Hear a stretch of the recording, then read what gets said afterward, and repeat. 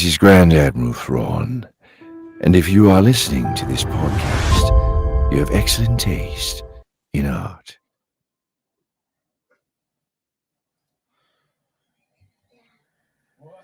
Hey everyone, welcome to another live stream from Cloneforce97. Today I'm going to be joined by two amazing people, three if we can get him to answer his phone. But joining me today, we have Original Trilogy Talk. What's up, man? Nice to finally have you here. What's up, brother? How you doing? And then we got the ever famous StarWarsgazer. What's up, guys? How's it going? Good. So, Thanks for having us. yeah, you guys are more than welcome. It's been a while, OTT. Like, I didn't actually think that you would be down for a live stream, but then when I finally messaged you, you were like, "Oh, hell yeah!" Because I know that you have your little, you have your niche, I guess I'll call it, that you stick to. Like, if anybody hasn't noticed him, he's Original Trilogy Talk. He handles the original trilogy. So Heck yeah. I didn't know if you wanted to be involved in talking more than that, or it's pretty what niche. Yeah.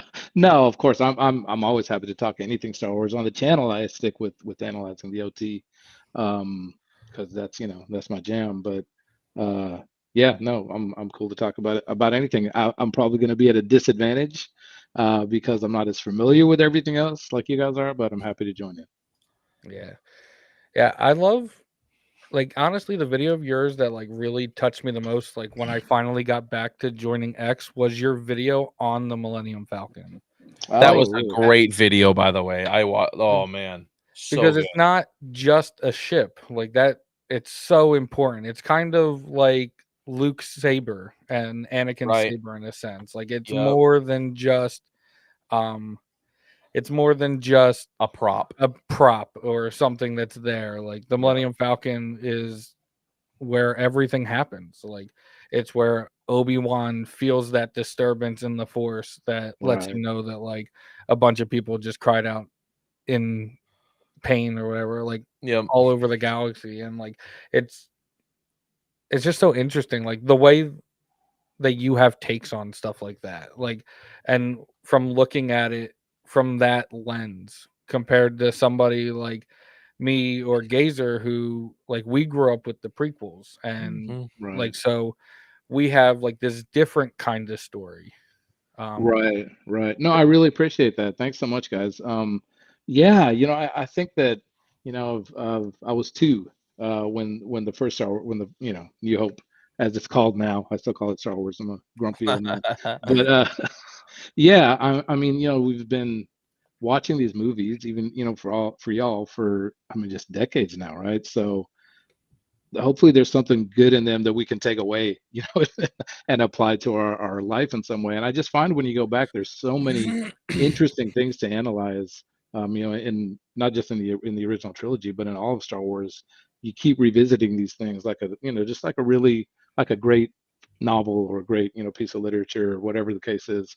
And there's just so much more to pull away from it. And so yeah, but thanks, guys. I really do appreciate that.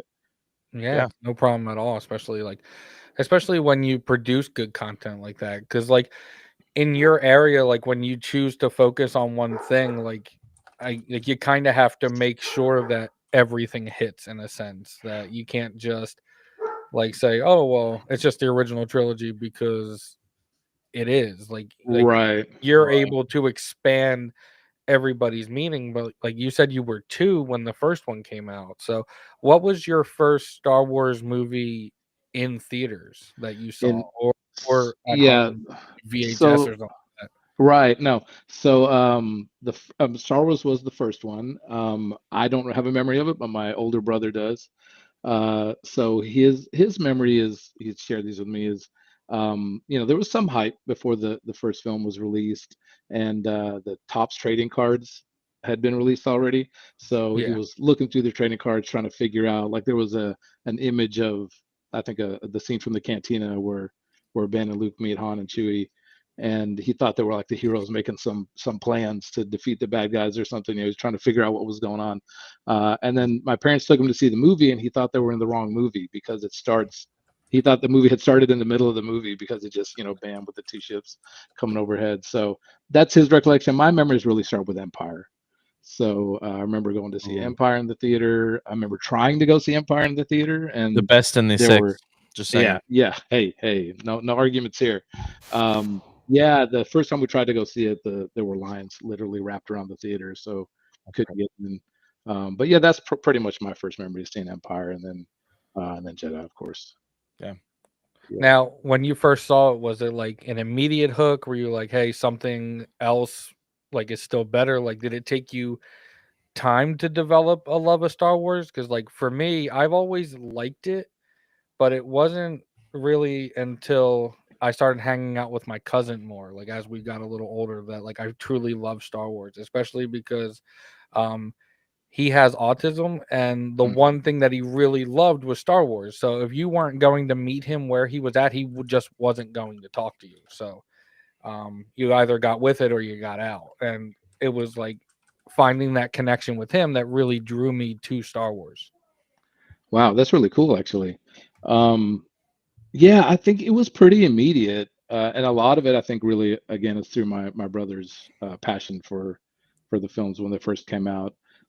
So yeah, my memories are just like Star Wars was it, and from Empire onwards for me, I was pretty hooked. We had the soundtrack before the film came out, and that had like images from the film, and the music I think was a huge thing that hooked me early on, which might be weird for a little kid, but it was just so impactful. So really, Star Wars was it, I think, really until after Jedi. Then I started getting into, Transformers and Robotech and all this other stuff that was cool at the time.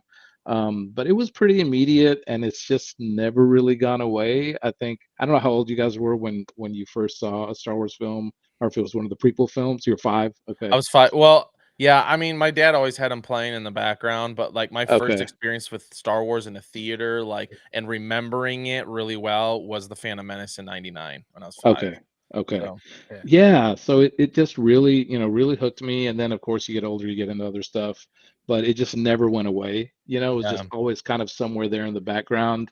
Then I think as I started getting a little bit older and revisiting the films, and I don't know what cycle I was in and revisiting them at that point for the 10th time or whatever, Yeah. getting back into Star Wars, I just started to really see that, at least with the OT for me, that this material was just really, philosophically resonant. Just it informed things that were part of my more serious life, and more serious thinking, as well as entertainment based and art based. So they've just always been there, and I really think they will always be here in a way. I think the Yeah. mythology that's created with Star Wars will, if we're not to get too cheesy with it, but I mean, 500 years in the future, I think people will still know, the core of the story, right? Yeah. And Yeah. the themes that resonate with it. So I think that's what hooks me, at least. Yeah. Um, Yeah. so Well, you yeah, know what they yeah, say, It's life imitates art. yeah. right. Well, and like Roger Christian said too, like it's literally a modern day mythology mythos, like those types of things live on. I mean, we're still talking about people like Beowulf and like all these Right. different things. Like I think Star Wars is that. Like Yeah. No, I absolutely agree. I really do think so. Yeah, I think that, I mean, 1,000 years in the future, it's a myth now. And so I struggle a little bit with looking at Star Wars as, the term franchise is thrown out there a lot, or, something that's kind of more commerce or economic based, or, culturally based. I really think it's a myth that's going to transcend all of that. mhm, To your point, Gazer, that will be with us, like you said, just from this time onward. So yeah. yeah. Star Wars nerd says his first memory was at 4 years old, A New Hope, when Darth Vader says, "When I left you, I was but the learner. Now I am the master." That that scene has caused some questions for me recently. Like after watching Andor and Rogue One, and then watching watching A New Hope again, and then even watching Obi-Wan, like to know that. And I think I have the perfect two people here to answer this for me, or even challenge my own opinion of it, is that Darth Vader's never really a master. And like I don't like and I think that's why Obi-Wan comes back with that line, only a master of evil, Darth. Like I think if you could Mhm. look at it that way, that like he's challenging him, like, dude, you're still in, like, you're still somebody else's apprentice. Like you're not the master. Sidious is running the show. Yeah. But he says that line, and like after watching all of it, and even like the scene in the Tantive 4, like after watching Rogue One, like the hallway scene's amazing, but like it kind of destroys the opening scene of A New Hope for me, because you kind of feel like, why is Vader harming these innocent people? But then you realize that they just narrowly escaped him on Scarif. So I Yeah. don't know like what your guys' take is on that, but like after watching Andor and stuff like that, I'm like some of this has changed now. Yeah, I don't know. I still think it shows the absolute. I mean, he was just absolutely slaughtering them in cold blood. He was going for what he Yeah. wanted. He did not give a two craps who was just standing in his way. So I think of, regardless of the fact of if in our eyes they're innocent or not, like Yeah. he still slaughtered them in cold Yep. blood, you know? Yeah. I think there's that aspect too. I would tend to agree with you, I think, as far as him not being a master. I mean, he is a master of evil, truly, but you're right. I mean, Palpatine still controls the whole thing, still runs the whole entire show. Um, I mean, we always talk about it, right? Anakin is always a slave. Even when he's freed from slavery, he, in a sense, becomes a slave for the Jedi, and then eventually becomes a slave to his own selfish desires, and eventually to Palpatine. That leads him to be a slave to Palpatine. So yeah, I mean, I Yeah. would kind of agree with that. What about you, OTT? Yeah. I mean, I think anything Star Wars that deals with the OT, I tend to view in, one way, just self-contained within the original trilogy, which is kind of my default. And then as another exercise, taking, future material and kind of reading it back into the OT, which creates kind of two different sort of interpretations for me. Yeah, So I think within the OT, I would say I think he's saying that, Obi-Wan he doesn't feel Obi-Wan has anything else to teach him. right. And so, like, to your point, Gazer, he feels like he's a master, but I think of what he thinks the Force is, right? Right. And Obi-Wan, I think, is just, throwing a little jab in there. Well, you don't really understand, right? Yeah. You think you're a master, but you're only a master of this limited aspect of the Force, which I think is proven, by his sort of how confounded he is when Obi-Wan vanishes. Yep. Right? There's something else more to this that he doesn't understand. But I Right. get your point at the same time, Clone. That it does create an interesting. If we take the prequels into consideration, he just never gets to really be a master, right? At least in the sense he Right. initially wanted to. Yeah, that's a cool way to look at it. Yeah. Real Ben Maynard says if they drop Vader onto the planet during Rogue One, it's game over for the entire crew. I actually have a video on that I actually thought, for consistency's sake, and it's not huge, it's a small twinge, but like when we go to A New Hope, right? We see Vader, it's almost like he's like, this has got to be the ship, right? Like he's been searching for it. When in Rogue One at the end, we see him, he watches it fly away, and it's like, okay, there's a little Right. bit. So like I always thought, my thing as I would have loved to have seen him actually go to the planet and he's in the building just slaughtering people down the hallway. You could still do a hallway scene. He ends up slaughtering K2SO, right? And he's trying to get into the room, kind of a thing. And like right at the very end, they're able to beam the plans up. They're inside, Jyn Erso and Cassian are inside that little room. And like last second, they're able to beam it back up. You know what I mean? Like, then at that point, Vader's now looking for this ship that, okay, it was beamed up to a ship. Which ship is it? So, Yeah. Right. and you Right. still could have had Vader, instead of a blow up of the planet, you could have had Vader just absolutely just get in the room and just slaughter them. Yeah. So, I honestly like, and I have everybody has their own opinion of Star Wars. I love the hallway scene. I think it's great, but I honestly don't think it was needed for that film at all. Even though I love it, I feel like it's just one of those things, like they just wanted to do it, so they did. I think that in order, like I said earlier, like in order to kind of keep with my like thought process of like that it like are on a diplomatic mission, like Vader wouldn't have originally seen these people, but instead they just narrowly escaped them. So I thought that even though that scene was cool, it kind of diluted what I wanted from the original trilogy. Yeah. Right. Yep. Do you favor Vader being in Rogue One at all? Like, do you think even the Krennic scene shouldn't be there? Or I like the Krennic scene, especially because of like the current canon novels that they do. Like, he appears in the current like Thrawn trilogy that they did, and Krennic's like if you think Krennic is over the top in Rogue One or Andor, he's like 3 times worse than that in the books. And I think because Vader was important in the Death Star project, because Thrawn wanted to do his TIE Defender project, but Thrawn loses a bet to Krennic on a technicality, which was kind of annoying. Vader is instrumental, so Krennic would have to answer to him because the way Thrawn negotiates it in the book, Vader is like the overseer. So I think that appearance is cool, but it also just shows that there's always like I've seen this picture everywhere now. Like there's always a bigger fish. Yep. Like, Krennic, even as like big and bad as he thinks he is in Andor season 2, has to then go like watch Grand Moff Tarkin take the weapon from him, and then he's like, you know what? I'm gonna go find your bigger fish. I'm gonna go talk to Vader. Yep. I'm like, Vader's right. gonna put in a word for me with the Emperor. Yeah.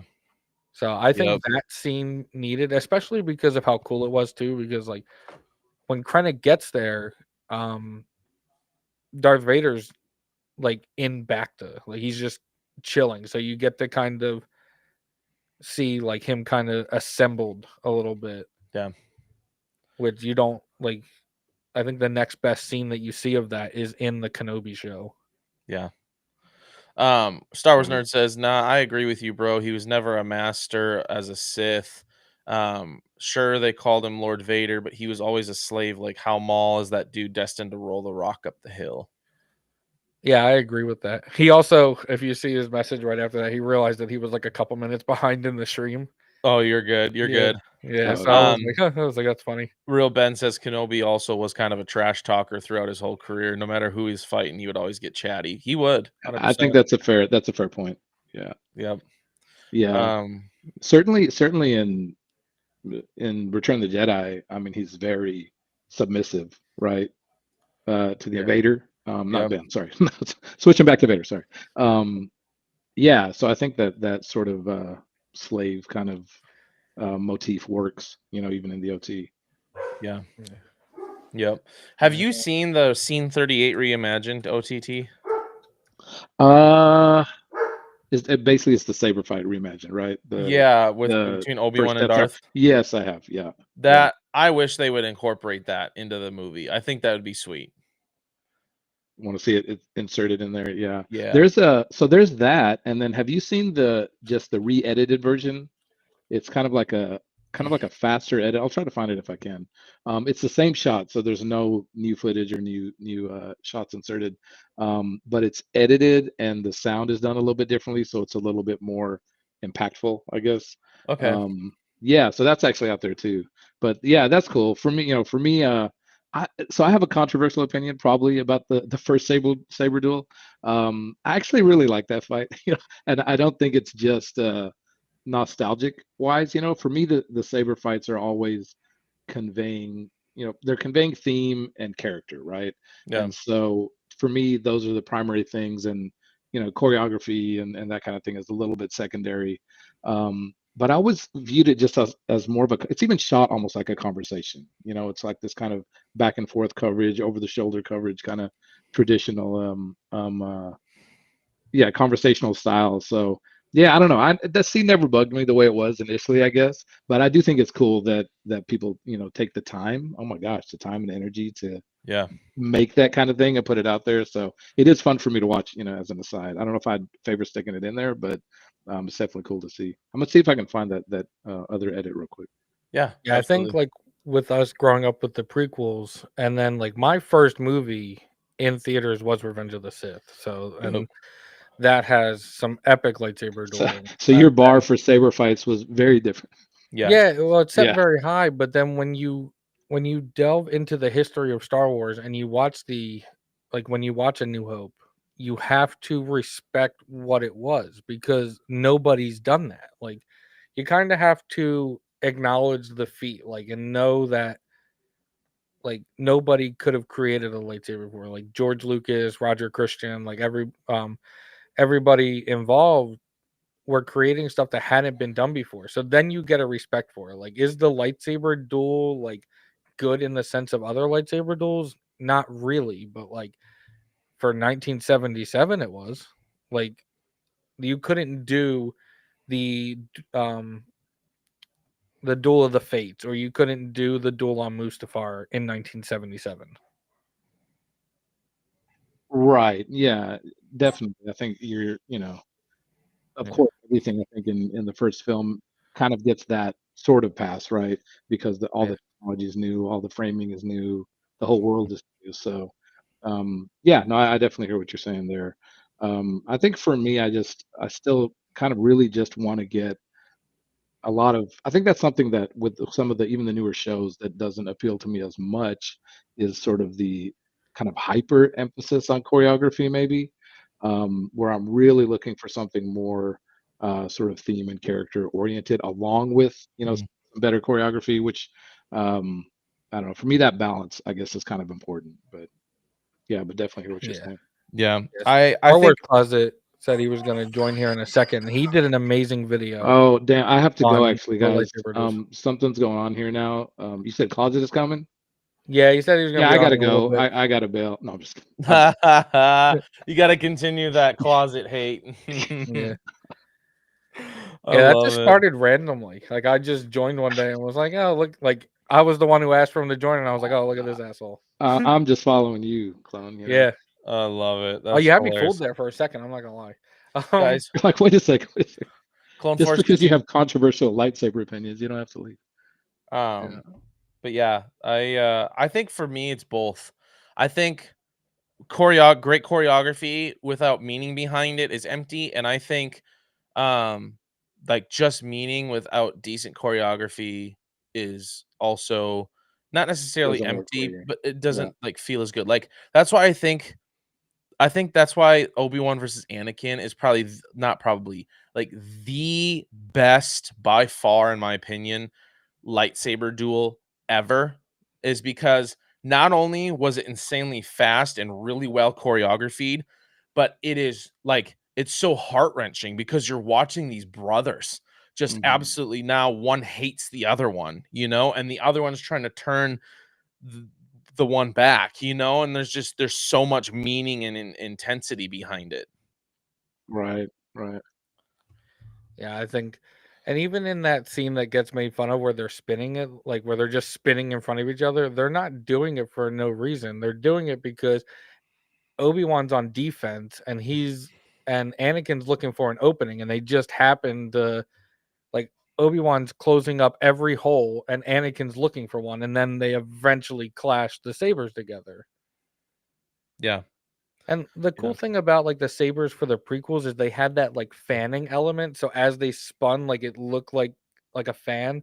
You don't see that in the sequel trilogy or even some of the new content. And I saw like a video on it recently, was because like Disney is using like actual sabers instead of like what they Yeah. used to You're use. right. You're right, nerd. You're right. He wasn't really trying to bring him back. I He mean, he was would have doing what loved he to, must. but he had to do what he must. You're right. Yeah. Yeah.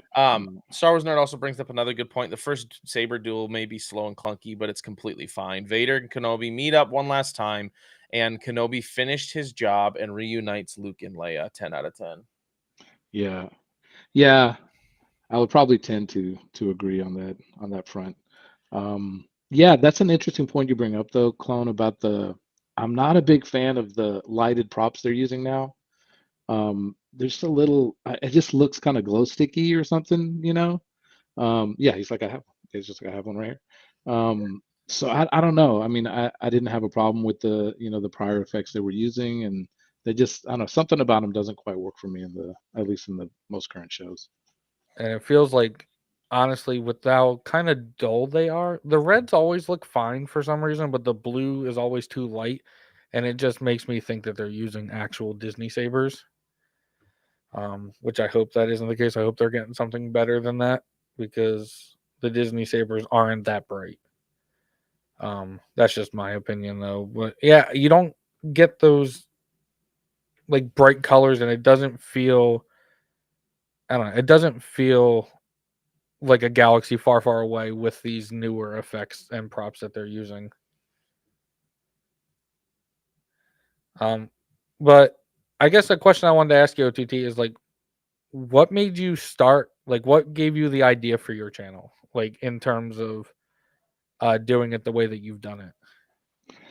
That's a great question. Especially considering I'm thinking about. Sorry, I'm trying to keep my headphones charged here. I hope it didn't cut out there for a second. If I suddenly disappear, I'll be right back. Okay. Yeah. Especially considering that I'm thinking of doing some more talking head stuff in the near future and kind of switching up the format a little bit. Because eventually you run out of clips in those 3 movies that you can keep weaving into 100 different videos. Now, what do you mean by like talking head stuff? Just like you guys are right now, like Okay. just yeah. So having a visual presence on screen, explaining your concept and cutting to a few shots, or stills or something here and there, just to make it a little more conversational and a little. The struggle I have is that I'll kind of. Sorry, I'm going to get to your question, Clone. Yeah, I'll it's fine. kind of pare down or edit down what I want to say because you run out of visuals at some point, right? Without just repeating yourself 1,000 times Yeah. when you're really trying to explain something. So, so just kind of mostly for that reason, to be a little different, a little more engaging. But I think the initial concept was just really just talking about Star Wars for years with friends, with my brother, and feeling like there's still aspects of it, just cruising YouTube or whatever social media out there that are still not discussed. So I think there's still interesting things to analyze about the OT, and not things that necessarily everyone will agree with or see or read into it, but I think it was just kind of itching away at me for a while that I have these certain concepts or ideas about it, and I think that's one aspect, and the other aspect is just really wanting to um, bring, or at least try to frame Star Wars in a way that people can bring the value of it into their everyday life, right? So that's really a big thing for me. Like, watching the films, collecting, going to conventions. I'm probably going to Fan Expo here in the Dallas area pretty soon. But that's all great. But I think if there's not a deeper takeaway for me, if there's not something that I can apply in some everyday, crappy work situation, or viewing society and its issues at large, or my personal interpersonal interactions, whatever the case is, there's not a value set or something I can take away from it, then do I need to be spending quite as much time as I do on it? So that for me was important personally, and so just trying to share that yeah, hey, there is value, not just in the OT. That's kind of my thing, but in any content or in any Star Wars, you find value in that you can apply to your life in some way. Not that that's the only thing you want to do, but I think that's an important piece. And even just watching you guys kind of form these friendships and these networks in the group I've seen you guys kind of forming here, that's all good too. I mean, that's all part of it. So I think that's the main thrust, is just exploring some different ideas, and then trying to relate those things to what are the real world takeaways we can grab from this. Yeah, and what it sounds like is you are being the content that you want to see. Like, Yeah, you weren't yeah, seeing what you wanted, and like, for me, like when I started this, I wanted, that was kind of the reasoning behind it, was that like after specifically the Acolyte, like I wasn't seeing the content that I wanted to see. There was those that hated it, and then there was those that, like, I think overly justified it just because other people didn't like it. And I was like, can everybody just, like, I don't feel like we're that far away. Like, even the people that like it and the people that dislike it, I think have a lot of the same critiques. And I was like, hey, there's a common middle here. And I, like, that's what I wanted to be, was just to talk to people about like different things, and people that don't like really agree. Like with Gazer, we did the Andor watch party, and I might be one of the only people who really enjoyed it, even though the first week I was super angry. The last 3 or 4 episodes though were fire. I'm gonna admit that. Oh, so good, dude. They were Even so Nerd turned around on it. He Dude, joined us I for an 100% episode. turned around on it. those last 3 or 4 episodes saved it. Yeah. I don't know. I was actually talking about it yesterday with Charles and Anthony, the people that I originally started with. I still am conflicted on the baby thing. Mostly because like my favorite movie is Forrest Gump. Like my favorite series is Star Wars, but my favorite movie is Forrest Gump. And what Bix did just felt like a giant Jenny thing. Like, hey, like That's an you need to interesting do take. this. Yeah. Like you need to do this. This is your bigger calling. Like you don't want to be with me. And then like she has a kid and she ran off. I think it's more than that, though. I think what she did was a sacrifice for the rebellion. I think, obviously, she didn't know she was pregnant when she left, obviously. But Yeah. I think at the same time, she was sacrificing the fact that, like, the rebellion needs Cassian. Without Cassian, half the stuff that the rebellion gets done doesn't get done. And so I think she sacrifices, in a sense, herself, her life, what she wants for the rebellion. And the kid comes along, and, that's why I think her friend that was talking to Cassian said, don't wait too long, right? Because Yeah. she knew what was going on, and her sacrifice is, if he doesn't come, he's not gonna come. I'm gonna raise this kid on my own. That's gonna be my sacrifice for the greater good of the rebellion. Now, somebody brought up to me, they're like, the kid's Poe. That's Poe Dameron. I was like, oh my gosh. I mean, Stop. maybe.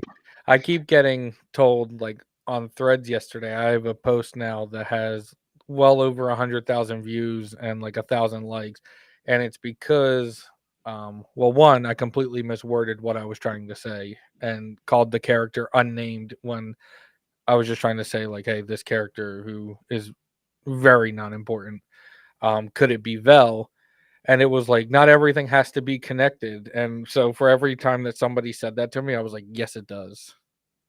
And Just it doesn't have to instigating, be. huh? Yeah, it doesn't have to be, but like, I mean, it is cool because like one person commented like it's a giant galaxy, not everything has to be connected. And I was like, yeah, but like the entire 9 films is about 2 families who pretty much turn the galaxy on its head. Mm-hmm. Yeah. And so like it's a big galaxy with small world vibes. Yeah. Yeah. Nerd says, Just bro. to. Oh, sorry. Go ahead. Nope. I was just gonna say Star Wars Nerd was admitting I was dead silent the whole time, admitted it was good. Generally took me by surprise. Yeah.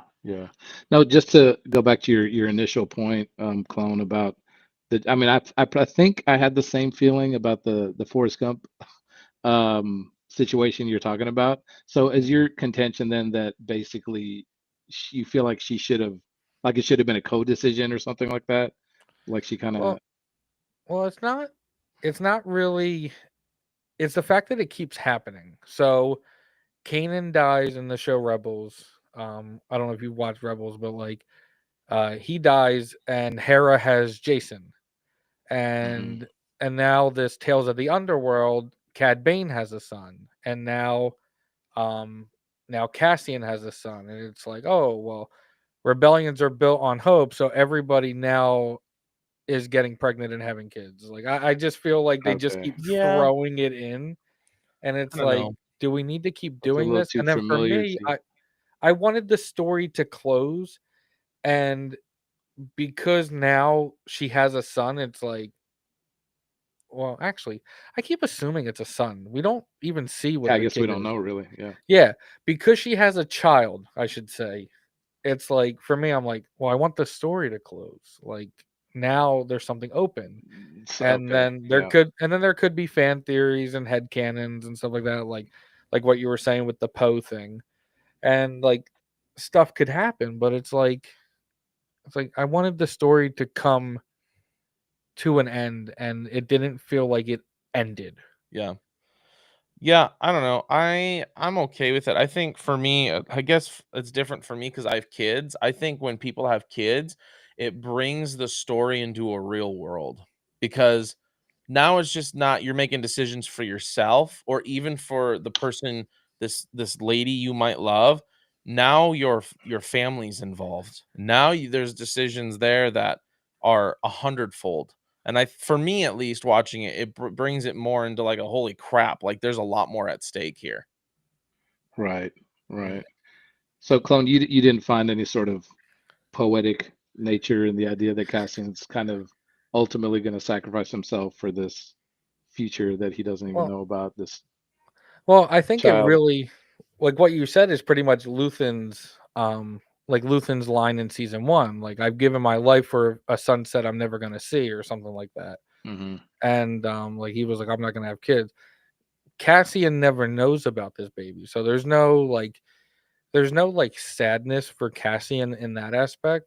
Um, but it just I don't it just didn't do it for me. The fact that Yeah. it's kind of happened 3 times now, and like it is like it does have some poetic in it, but like I just kind of wanted the story to close, and now it's like I want to know what happens to this kid, Yeah. and like what does this kid wind up doing, or what does Bix wind up doing. And there's a lot of it that I Yeah. guess you could say like, well, you don't know what happens to Clea, you don't know what happens with Vel, you don't know what happens with all these people. But it just kind of like, under my assumption, it's like all these people were with the rebellion, so they're all there in the Battle of Yavin and everything like that. Like that's just my thought process, because they were all on Yavin, but now she's off on the wheat planet. I forget what they called that planet, and it's like, okay, like what is this kid's importance going to be? Yeah. We got some comments in here. Real Ben says, I think the reason I've searched out folks like you to become friends with is just because the internet is too side focused. It's just entertainment. People forget that. Absolutely. Yep. So it's great having just having friends like you, all you guys. Uh, if we all like something, cool. If we don't, cool. It's whatever. Yeah. Um, Star Wars Nerd says, I don't know how I feel about Bix and the kid. I saw a thing that said it goes against George's original vision of children teach us to love unconditionally, but I like what Gazer said and makes more sense. Ben again says, it's a giant fictional galaxy. Yes, it does have to be connected because it's just entertainment. It's not real life. I love the connections versus getting some random people. Yeah. Star Wars Nerd. It's the baby boom of Star Wars. Yep. Right. Yeah.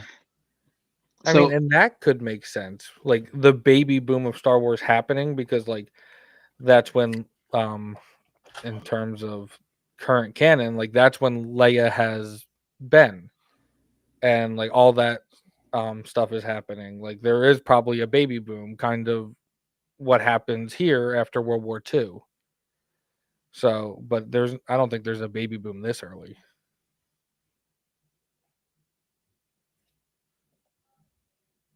What were you gonna say, OTG? yeah, no, I was just gonna just switch topics for a second. Yeah. Things that are a little irksome. So there's this motif in I guess some of the more modern shows and films where I just feel like there's forever this, since we're talking about kids, some kid that's discovered in like a basement or a cupboard or something by some mentor figure, and they keep going with this motif. Like it happens in Rogue One with Jin, it happens with Clea, it happens with Mando.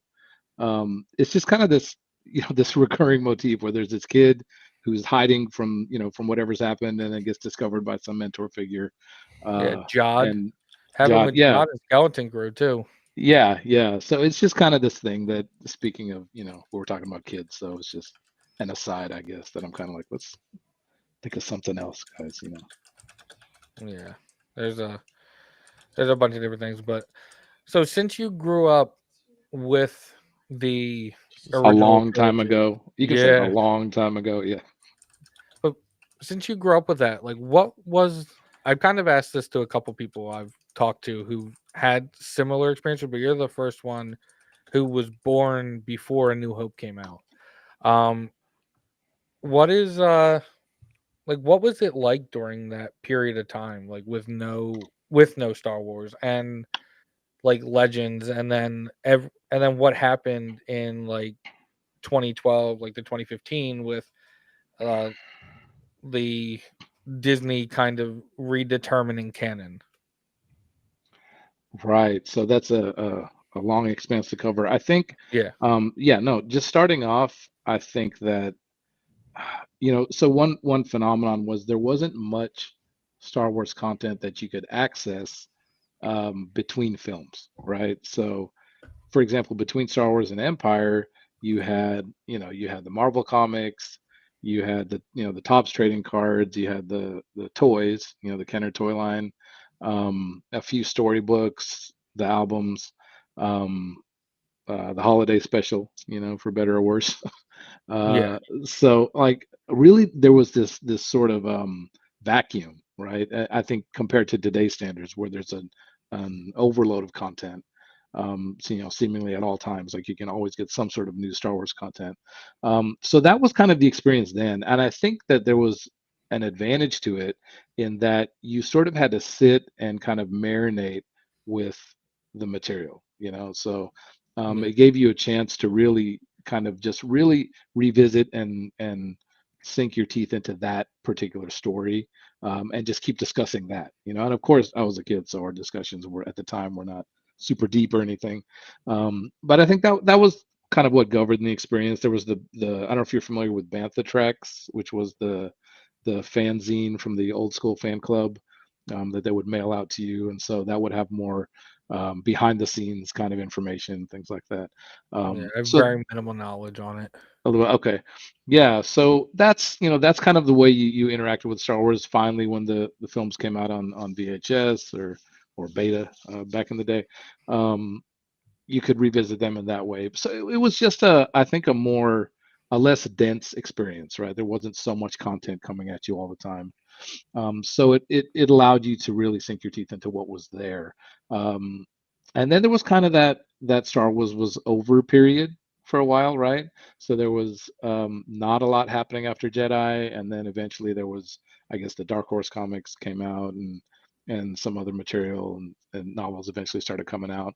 But your question was you were saying at the point that Disney solidified Yeah, canon, yeah, like because at a certain point, like there is this expanded universe, and right? Right. and then um I'm not super deep into the expanded universe, which is why I usually rely on other people for it Sure. because I have very minimal knowledge. I'm probably like 3 or 4 novels into the expanded universe and there's Okay. way too many. But like what I hear from people is that they all agree that like the storylines kind of became an issue. There was too many conflicting storylines that were going Sure. on, and what Disney had planned to do by bringing it all in and redetermining canon was potentially a good thing, but then everything that happened afterwards. But like for a lot of fans who grew up with these stories and that's all they had before George started releasing the prequels, or as the prequels were coming out, like they were like, hey, now all these stories that like I've always taken to be canon are now Thanos snapped in a way. Right, right. Yeah, I mean, I think for one, probably my brother would be the real expert on this. That's kind of more his forte. But I think I was asking him about this the other day, actually. So I think the initial Zahn novels, right, the Thrawn novels, the first three, Heir Yeah, of the like the Empire, Heir of the Empires. were at the time, weren't they officially considered canon, like through Lucasfilm I don't know entirely. So entirely? Okay. because I get a lot of conflicting research because somebody will share an article about like, hey, George recognized it all as canon, and then you see an interview where George sits down and blatantly says flat out that none of the Legends novels are canon.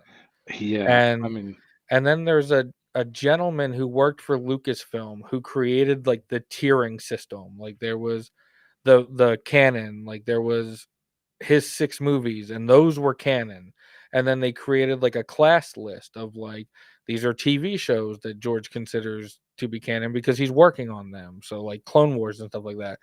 But then there was stuff like the Plagueis novel, which he pulled stuff from, but he didn't use entirely. So like there was a different tiers, but there was a gentleman at Lucasfilm who created like a tier chart, but George personally never recognized it because in his interviews it was more like, hey, whatever I work on is canon, whatever I don't work on doesn't matter to me.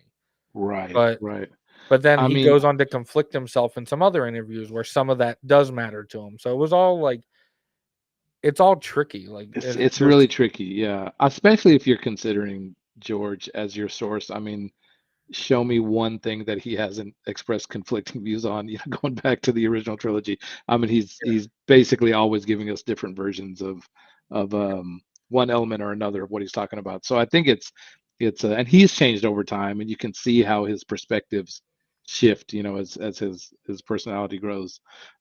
So that's, if we're just going with George, I think it's kind of hard to say, yeah. what would be canon or not. But I think the Heir to Empire was considered canon originally. I know that some people were a little bit, to your point, a little bothered that things they thought were, even before the word canon was applied to Star Wars, just official, right? Yeah.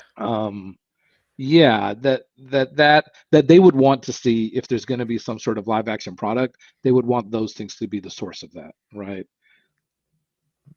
Yeah. If that makes sense. Yeah, it does. Yeah. Personally, like I had no like I said, I've only read a few extended universe novels, and that's all after Disney acquired it. So my skin in the game is little to none, but Right. there's a bunch of people that don't like it because there's characters now that are missing in their mind. Like there's like Luke's evolution is different Right. entirely. And like that's I think that's the big one for everyone. But then it's like the number of kids that Han and Leia have are different because they have like Anakin Solo, and then Right. they have a couple different ones, and they do different things. And one of them is single-handedly responsible for the death of Chewbacca. Right. And so like different That things kid. happen. Yeah, I yeah. think that And was then it Anakin Solo that was the Anakin Solo. So yeah. with that name, seems like it might be. Um, Yeah. yeah, yeah. No, I think that one other factor, I think, sort of back in the day, was that I don't think there was quite as much um concern about there being some different. So there was the Marvel comics, right? And there was this character, Lumia, who was this female character. What was her real name was Shira Bree, I think. And so she was kind of this potential love interest for Luke, kind of pre Mara Jade stuff. Um, and so you had that, and then you had the Heir to the Empire novels. You had the Dark Horse stuff, which was a little bit of a different path for Luke. But I think back in the day, fans didn't quite care as much about it. Yeah. And possibly because there was no knowledge that anything, film or cinematic was on the horizon, right? So Yep. it was like, oh, And cool, there there's was another no Star Wars social novel. media. Right. There was no social media to be all pissed off at each other about it. And there was no, yeah, just no sense that there was going to be more, Star Wars in the sense of live action. So I Yeah. think people were a little more happy to have a few different, the Han Solo novels or the Lando novels or whatever. Back in the day was just, oh, okay, that's cool. Dark Horse put out a comic, someone else did, and it's all good. So I think today people are looking for they're looking for a more concrete, what is canon and what is not. Um, I don't know, maybe you can explain that part to me, because for me, it doesn't bug me as much if there's some different timelines out there. I guess because the material that I gravitate to is what it is, and I'm not so worried about it. But obviously, there's a lot of passion for kind of answers there. So, what do you feel like that calling's about? See, I don't like I said, I have no skin in the game in the EU stuff. So like I'm not upset in that sense. Hmm. In terms of like what is and isn't canon, I think comes down to the word head canon and like what people Right. decide what is or isn't. Like, and I don't know, I was kind of having this conversation yesterday with somebody because like I compared um like I said, is this character from the Rise of Skywalker Vel? And somebody was like, it doesn't matter, the sequels aren't canon. And I was like, Okay. and then what it came down to me was like, listen, in my personal opinion, The Rise of Skywalker is one of the worst movies I've ever seen. But I do like to try to find meaningful connections or things to like in things that even I dislike. Because Sure. I still think there's a story to be told. And even though it's not good, um, yeah, like even though it's not good, there's still something there.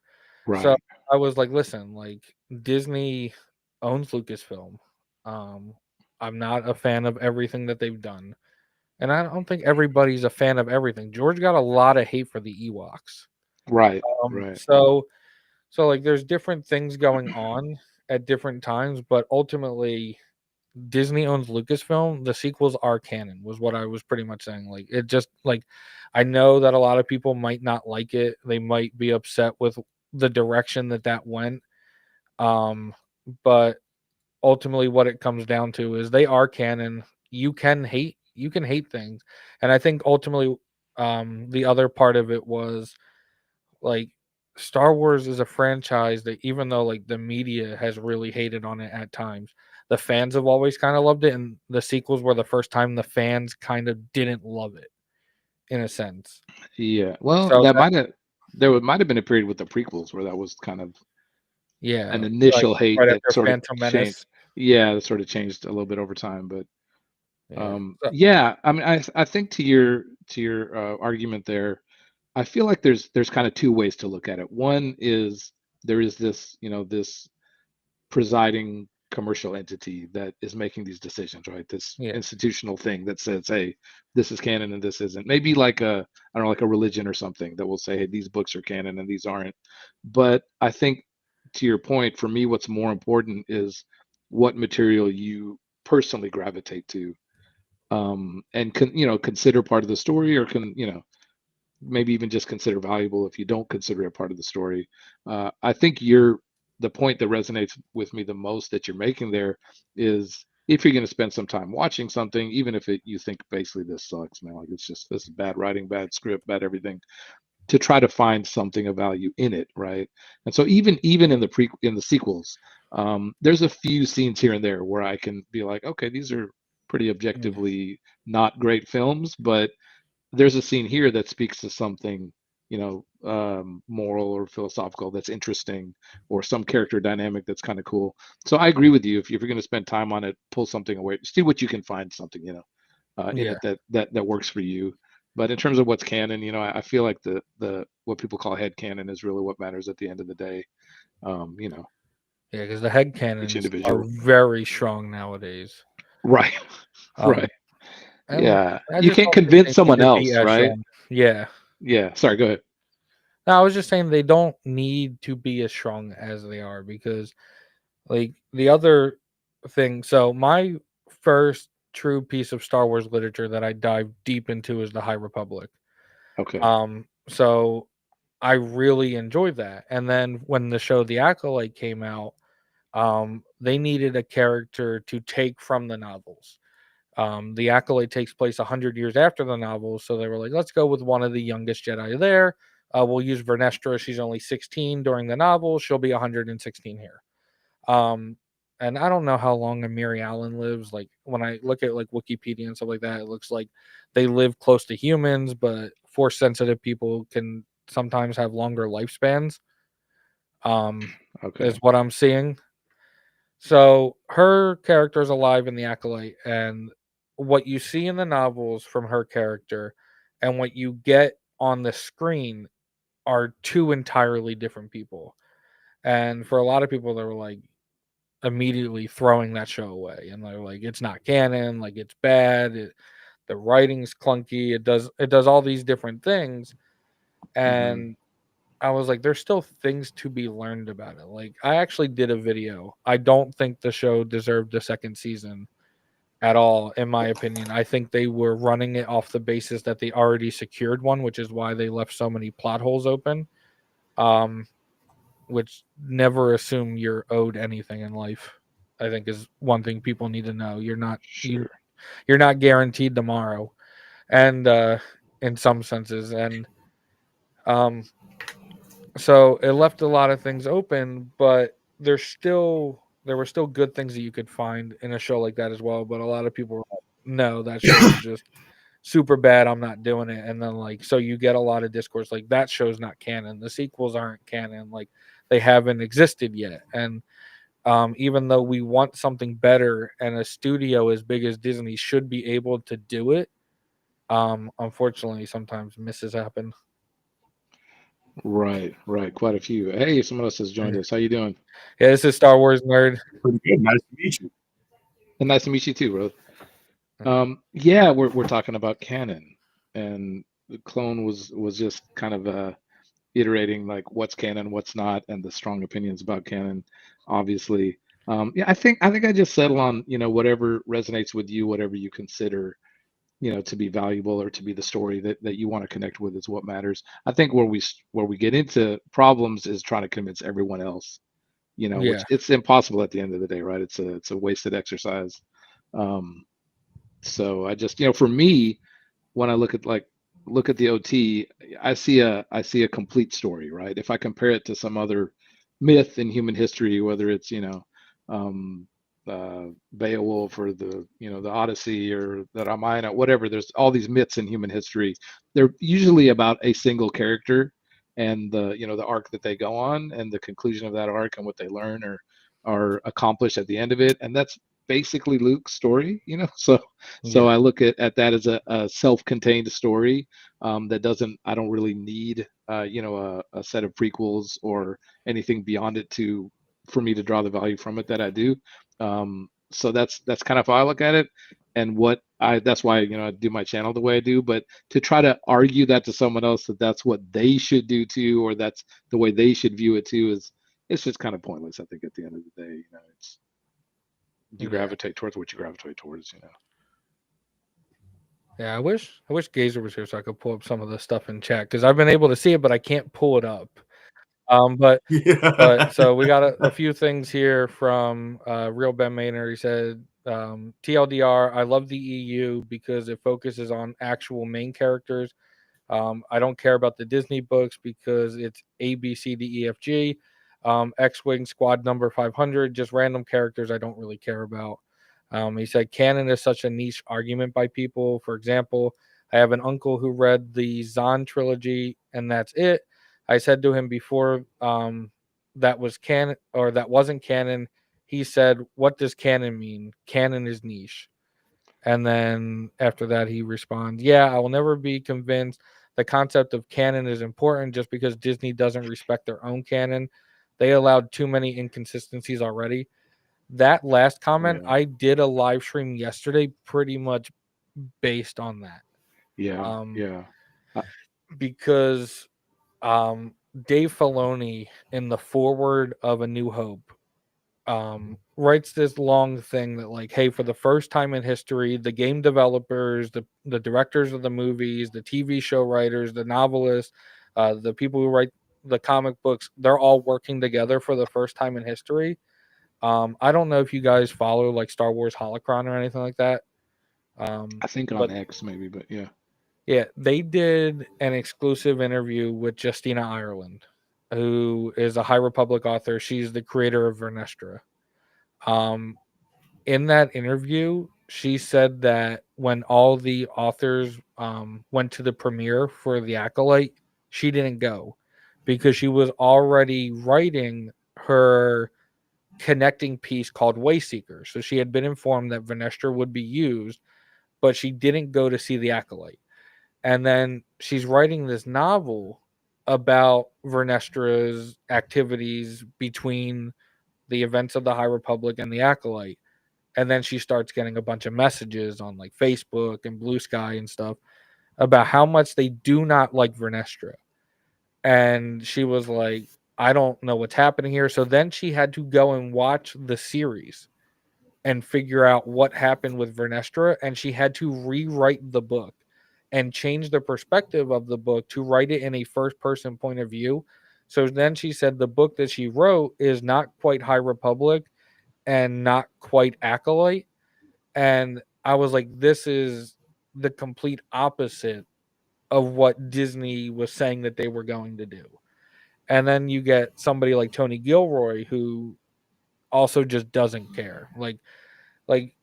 People, there's like a one shot comic of K2SO and Cassian Andor, and it's K2SO's origin story.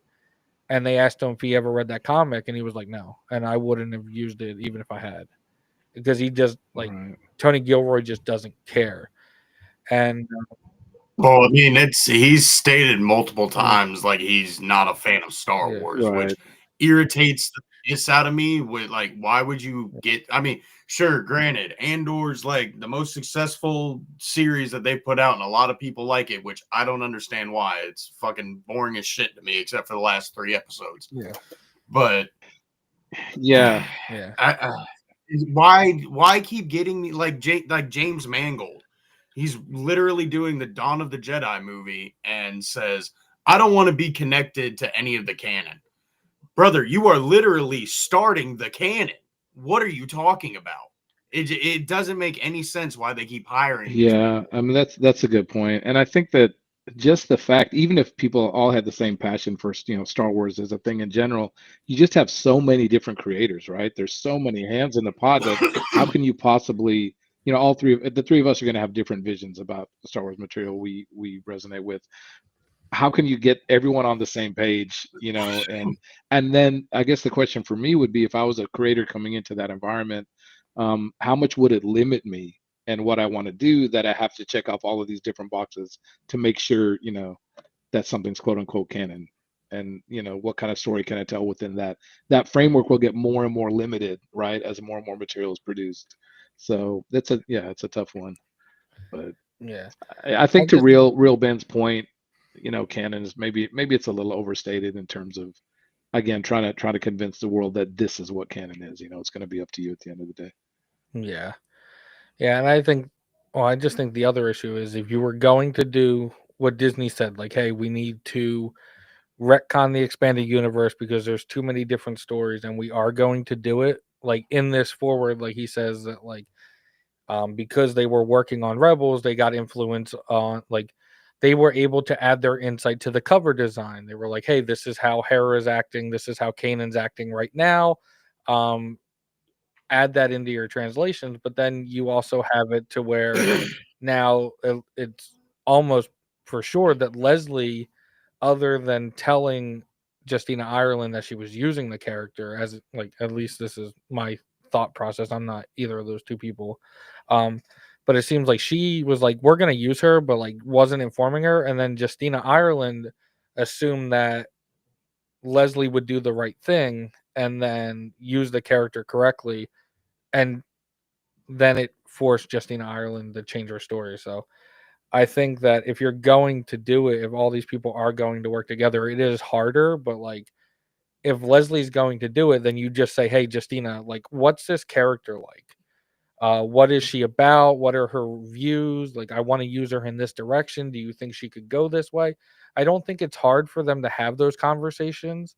But it's a complete kind of slap in the face to, I think, a lot of EU readers. And like I said, I have no skin in the game.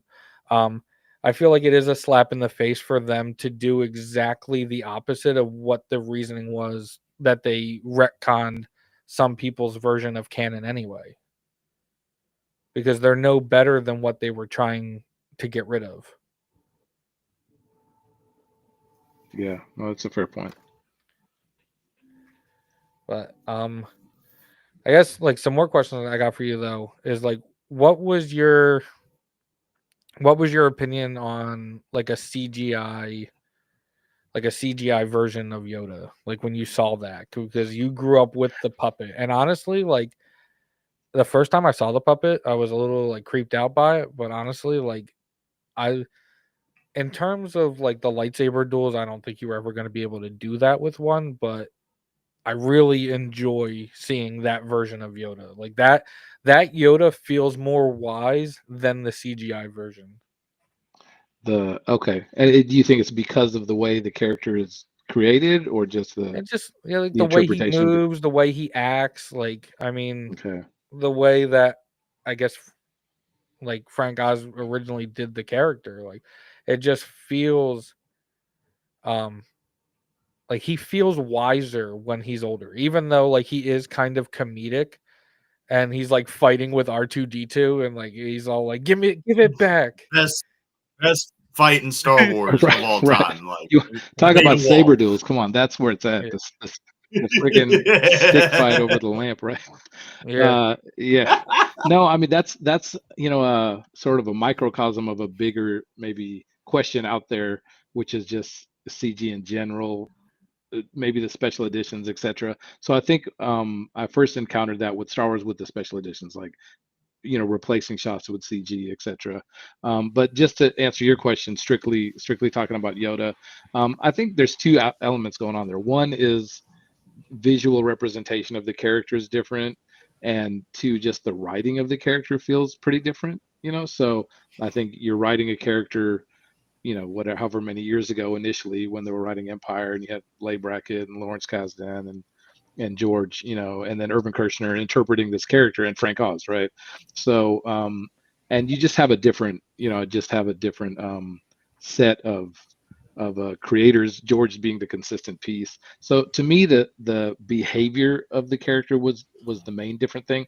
But you're skipping a point there, which is not the CG Yoda. Originally in the Phantom Menace, there was terrible puppet younger Yoda. puppet. Yeah, you remember him? So that to me kind of was the initial like, what the heck am I looking at? Because I was like, okay, you have the technology to do the puppet the same way, don't you? Or at least look as good. And so that was kind of disappointing to me initially. Like, why can't you do the puppet as well as? I mean, if you've been watching Light and Magic on Disney, they kind of cover this in one of the episodes where they're like, yeah, the puppet just wasn't that good. And I'm like, why though? Like, why didn't you just use the same puppet? Yeah. So I think we all have to go. I think we all. Yeah, everyone's got a bell now. Claus. Yeah. No, there he goes. But yeah, so I think the initial kind of shock of why can't you do the a puppet as well anymore was one part. But yeah, I think the CG, the main thing to me is that outside of maybe not looking as realistic of a character as I would want, it's just a character was written so differently, because of what they could or wanted to do with the CG, that that's the point that felt the most disconnected to me, was because we're going to do a CG character, he's going to do all these kind of different things, and then therefore, comes across differently. To your point, maybe you felt like the OT version was wiser, but I think just in general, the CG informs a different kind of characterization, right?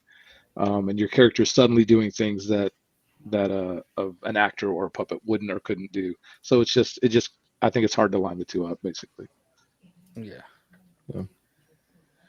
What's up, Closet? Yo, OTT. It's good to know that your voice is real. It's I'm an AI. I don't know what you're talking about. I'm telling you, man, it's too good. It's too We good. took the Darth Vader AI and then switched his switched it. I appreciate that, man. I'm getting over a cold, bro, and I feel like my voice is just trash right now, but if it's coming through okay, that's great. It's good to see you, man. It's good to talk to you in person, bro. Yeah, same here. We've been waiting for this moment for a while. Yeah. And I didn't know. I had no idea that my boy Swoonsky and Gaze would be a part of this tonight. So when Clone texted me about it, I got less excited. I mean, more excited.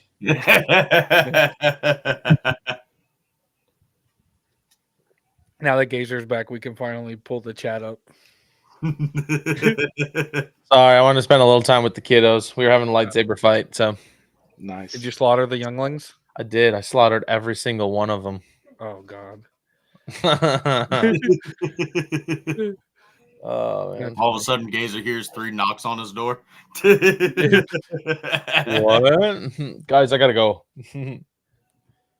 Yeah. I think one of the first interesting questions though I asked you, OTT, like on X, was how did you feel about Palpatine? I know you've already answered this, but they don't really know the backstory, I guess, of what you told me. But like I asked you how you felt about Palpatine being deformed by his own Force lightning, because like when you first see him, if you just watch the original trilogy, like to me he didn't really feel human. Like he was humanoid, but like he wasn't human. But then you watch the original trilogy and like you see that he gets deformed by his own Force lightning. I mean, it's the one consistent thing in Star Wars is that it feels like that Palpatine cannot control his own Force lightning. He hurts himself with it in Episode 3.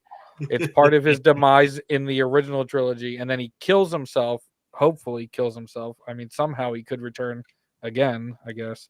But he kills himself with it in the sequels, and it's like, bro, like you just keep hurting yourself, and like I feel like it kind of took away from it a little bit. Is like what I was telling you. Yeah. So, yeah, I mean, I think when I, first watched the originals and even now, I just look at the Emperor as looking the way he looks because one, just looking at him as a character, he's just really old and kind of grizzled by his connection with the dark side, and for me that was always kind of enough to explain this, this sort of twisted look that he has.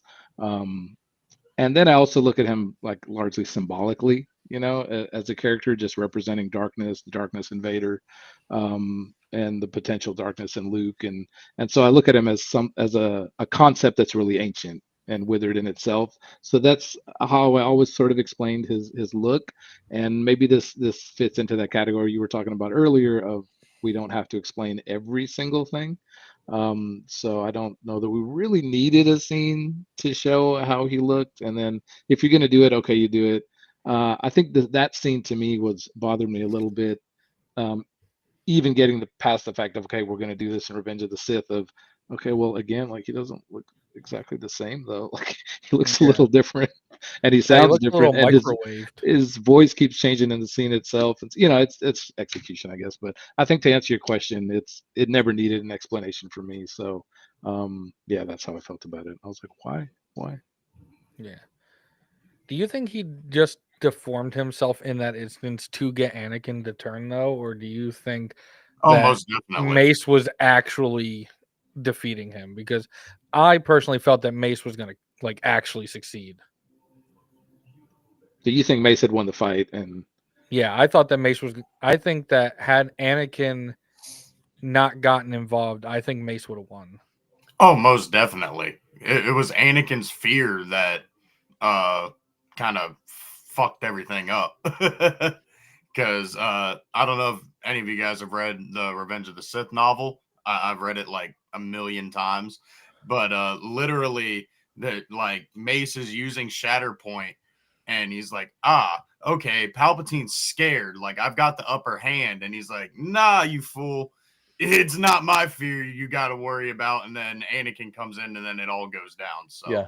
So I think Anakin didn't leave the council room, I genuinely think Mace would have killed Palpatine. Yeah, 100%.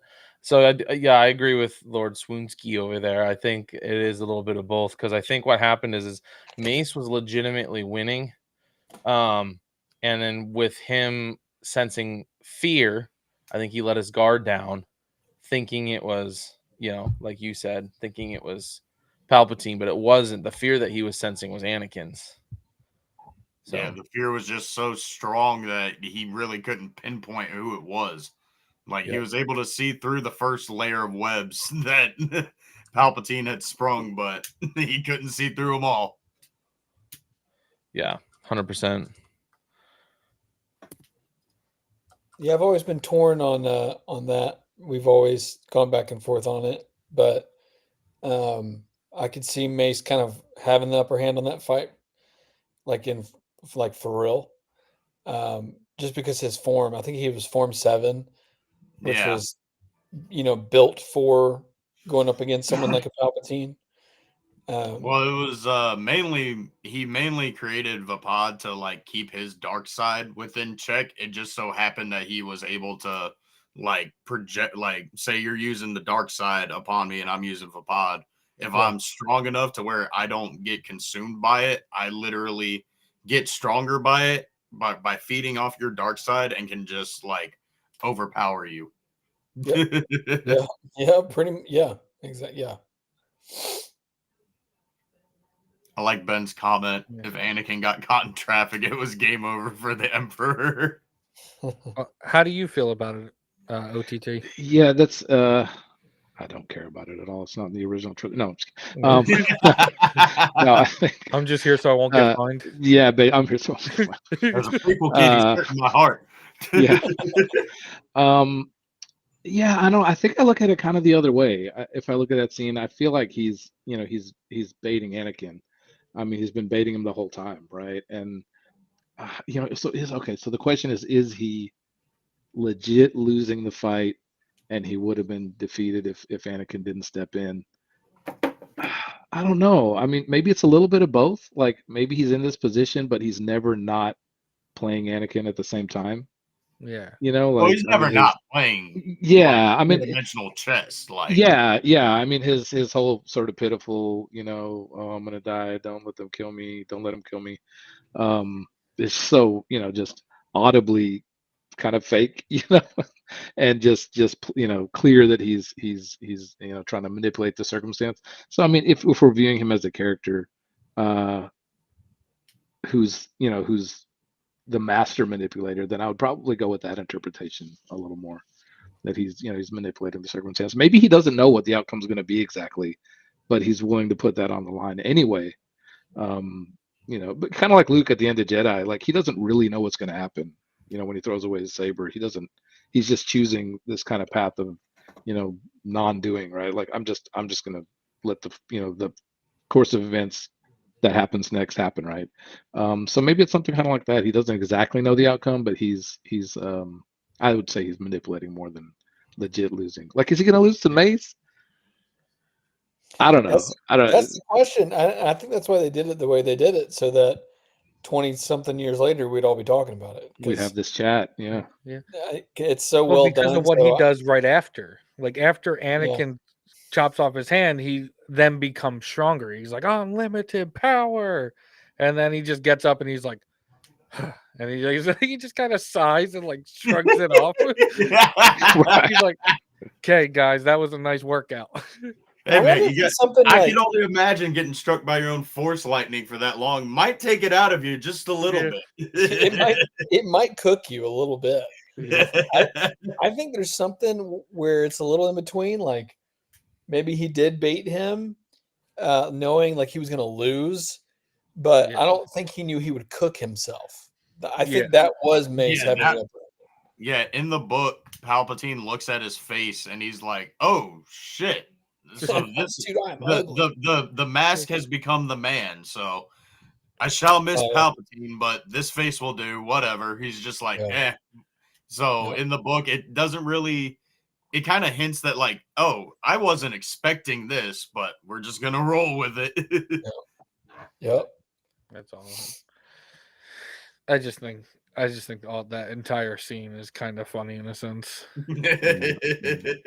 Because, like, I'll be honest with you, like, the acting by Anakin, by Hayden in that, just with the lines that he's given, is like, it's poor, but it makes it funny in a sense. Like, oh no, you can't, I need him.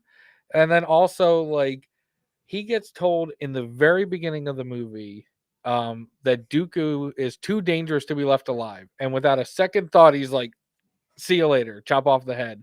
And then when Mace says it, he's like, nah, but you've been a bully the entire time. I'm not listening to you. Well, see, I don't know if this is like a massive like fan theory, but I've only seen it like once on Reddit a few months ago. Somebody put on there that they think that Mace went onto the Invisible Hand wreckage and saw like the recording of what happened between Dooku and Anakin, and he was kind of using that as like a ploy for the last shot. Like, hey, this is the last chance. Like, hey, this worked with Dooku. Maybe it'll work with him. And clearly it just didn't work. Yeah. Yeah, I don't. Yeah, I mean, it's interesting that it didn't work, but I think it's mostly because of Anakin's relationship with Mace. Like, because had it been any other Jedi, maybe Anakin would have listened. That's the entire story is like Anakin is trying to like speed run his way to like the council. Yeah. Yeah. That's where I like the book a lot more, because it goes into like a lot more of Anakin's emotions and like his kind of like drive for doing it. Like he's in the movies, like it looks like he just crashes out because he didn't get promoted to assistant manager at work. But in the book, he's literally like, yo, if I don't get the rank of master, my wife is dead. Like my entire life is just gone. Yeah, like if you don't make me the manager of this Burger King, like I'm fired. If you don't make me the manager, I'm losing my house, my kid, my car, everything. But to bring it back to something that I know OTT might be able to answer for us, how many people have the Ewoks killed? Ooh. How many people? Yeah, You want to count? yeah. Well, no, not like an actual number, but like the fact that they Rough were estimate. able to give new clothes to people shows that they may or may not have eaten some people before. So you need to consult more EU material, man. They're master clothes crafts people or crafts Ewoks, and they hooked Leia up with that. Like, I mean, it took one of their seamstresses like just the 30 minutes, man, and it was a done deal. Oh, so you think that they Uh, made the clothes? Oh yeah, they made it on the spot. I don't care Wow. at all. I don't care where that dress came from. Yeah, dude, I was um, watching it. I was like, the first time I saw it, like the fact that they were about to roast them, and then like, C3PO was like, "I can't impersonate a deity," and then immediately is like, "You know what? Yeah, I can." And then, yeah, I can rap that. Yeah, yeah, he's like, "Actually, I can do this, and this is going to be fun." he went for it. Um, Yeah, but then, yeah. I don't know. They yeah, killed I a lot was of like, stormtroopers, I guess. yeah, I love them. What was your like initial reaction to them? That's a great question because I think a lot of these discussions we see nowadays, what did George know and when did fans start pushing back, etc. It really happened even just between Star Wars and Empire, but certainly between Empire and Jedi.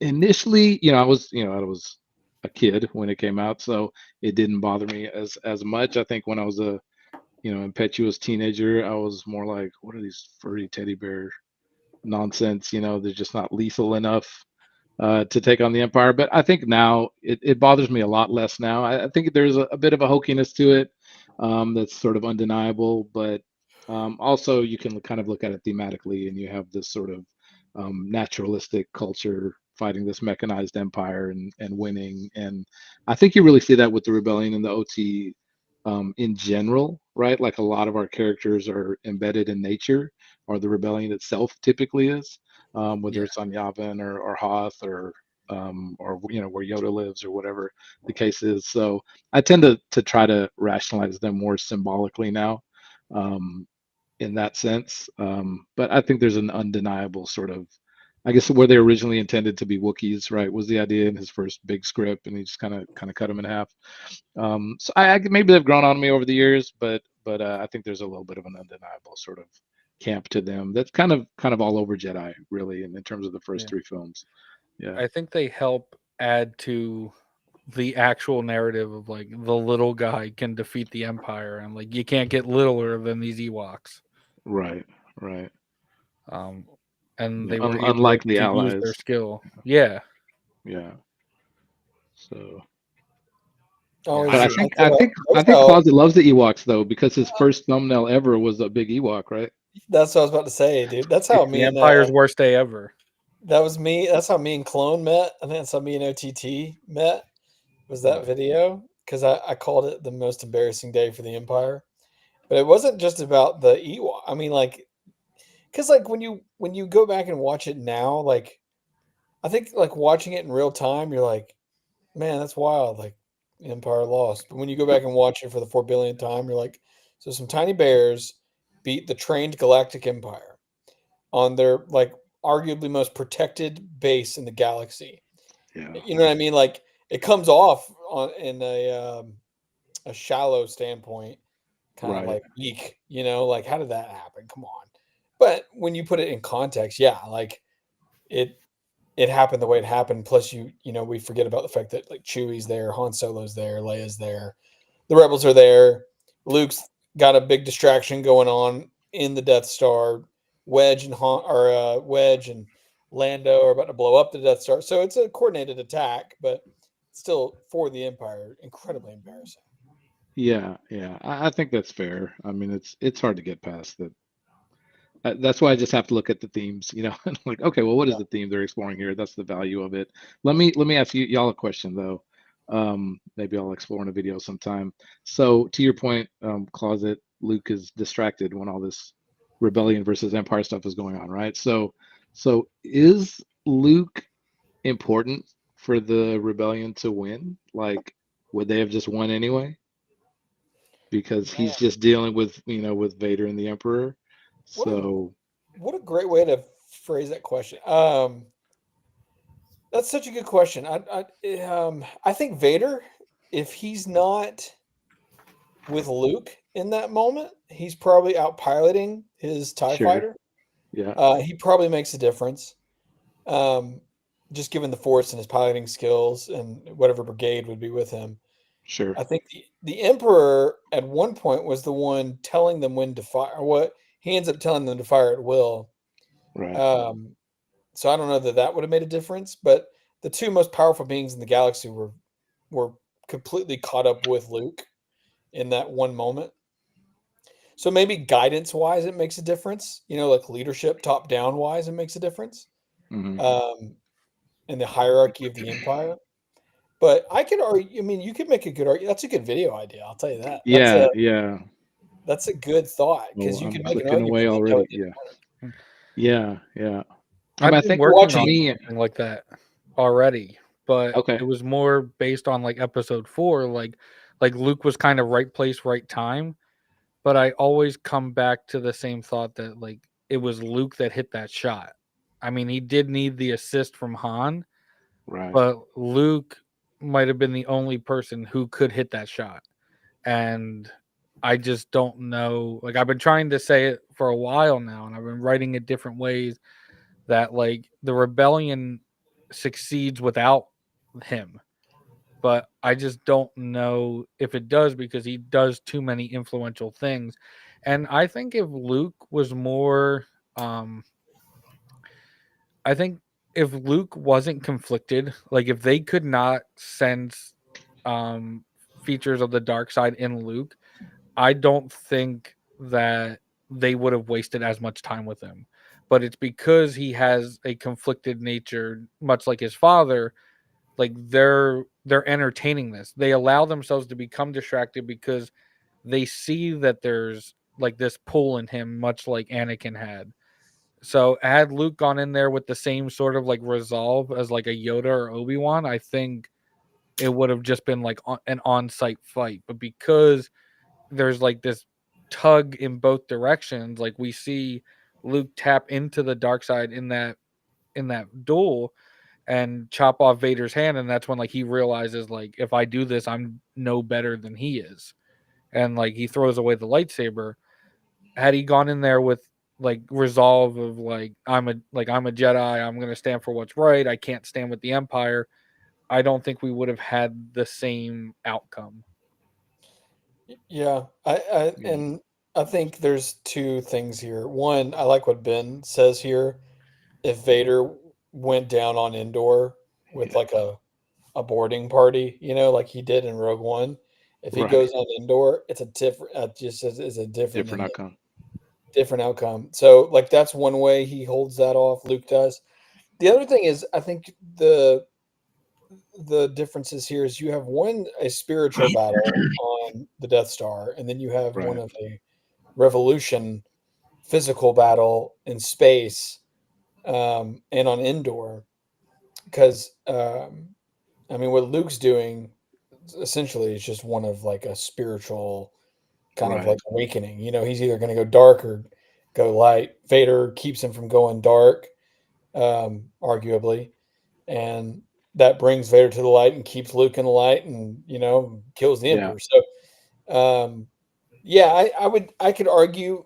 I think it's a great question. I think it's I could argue either way, but yeah, I've never yeah. heard it be asked that before. So, Yeah. I mean, I think it's definitely on my little list of potential ideas that are not fleshed out in any way really you yet. go first. But You put. I'm not the expert. oh, You go. no. Yeah, you make any video you want to, please.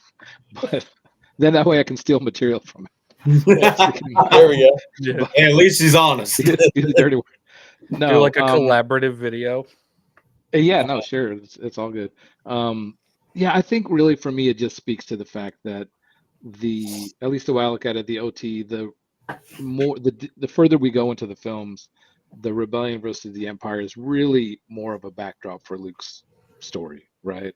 Like if you look at any ancient myth where there's a war or there's some kind of combat going on, it's often a setting or a backdrop or a metaphor for an individual character's internal struggles or whatever struggle they're going through, whatever growth they're going through, whatever spiritual journey they're on.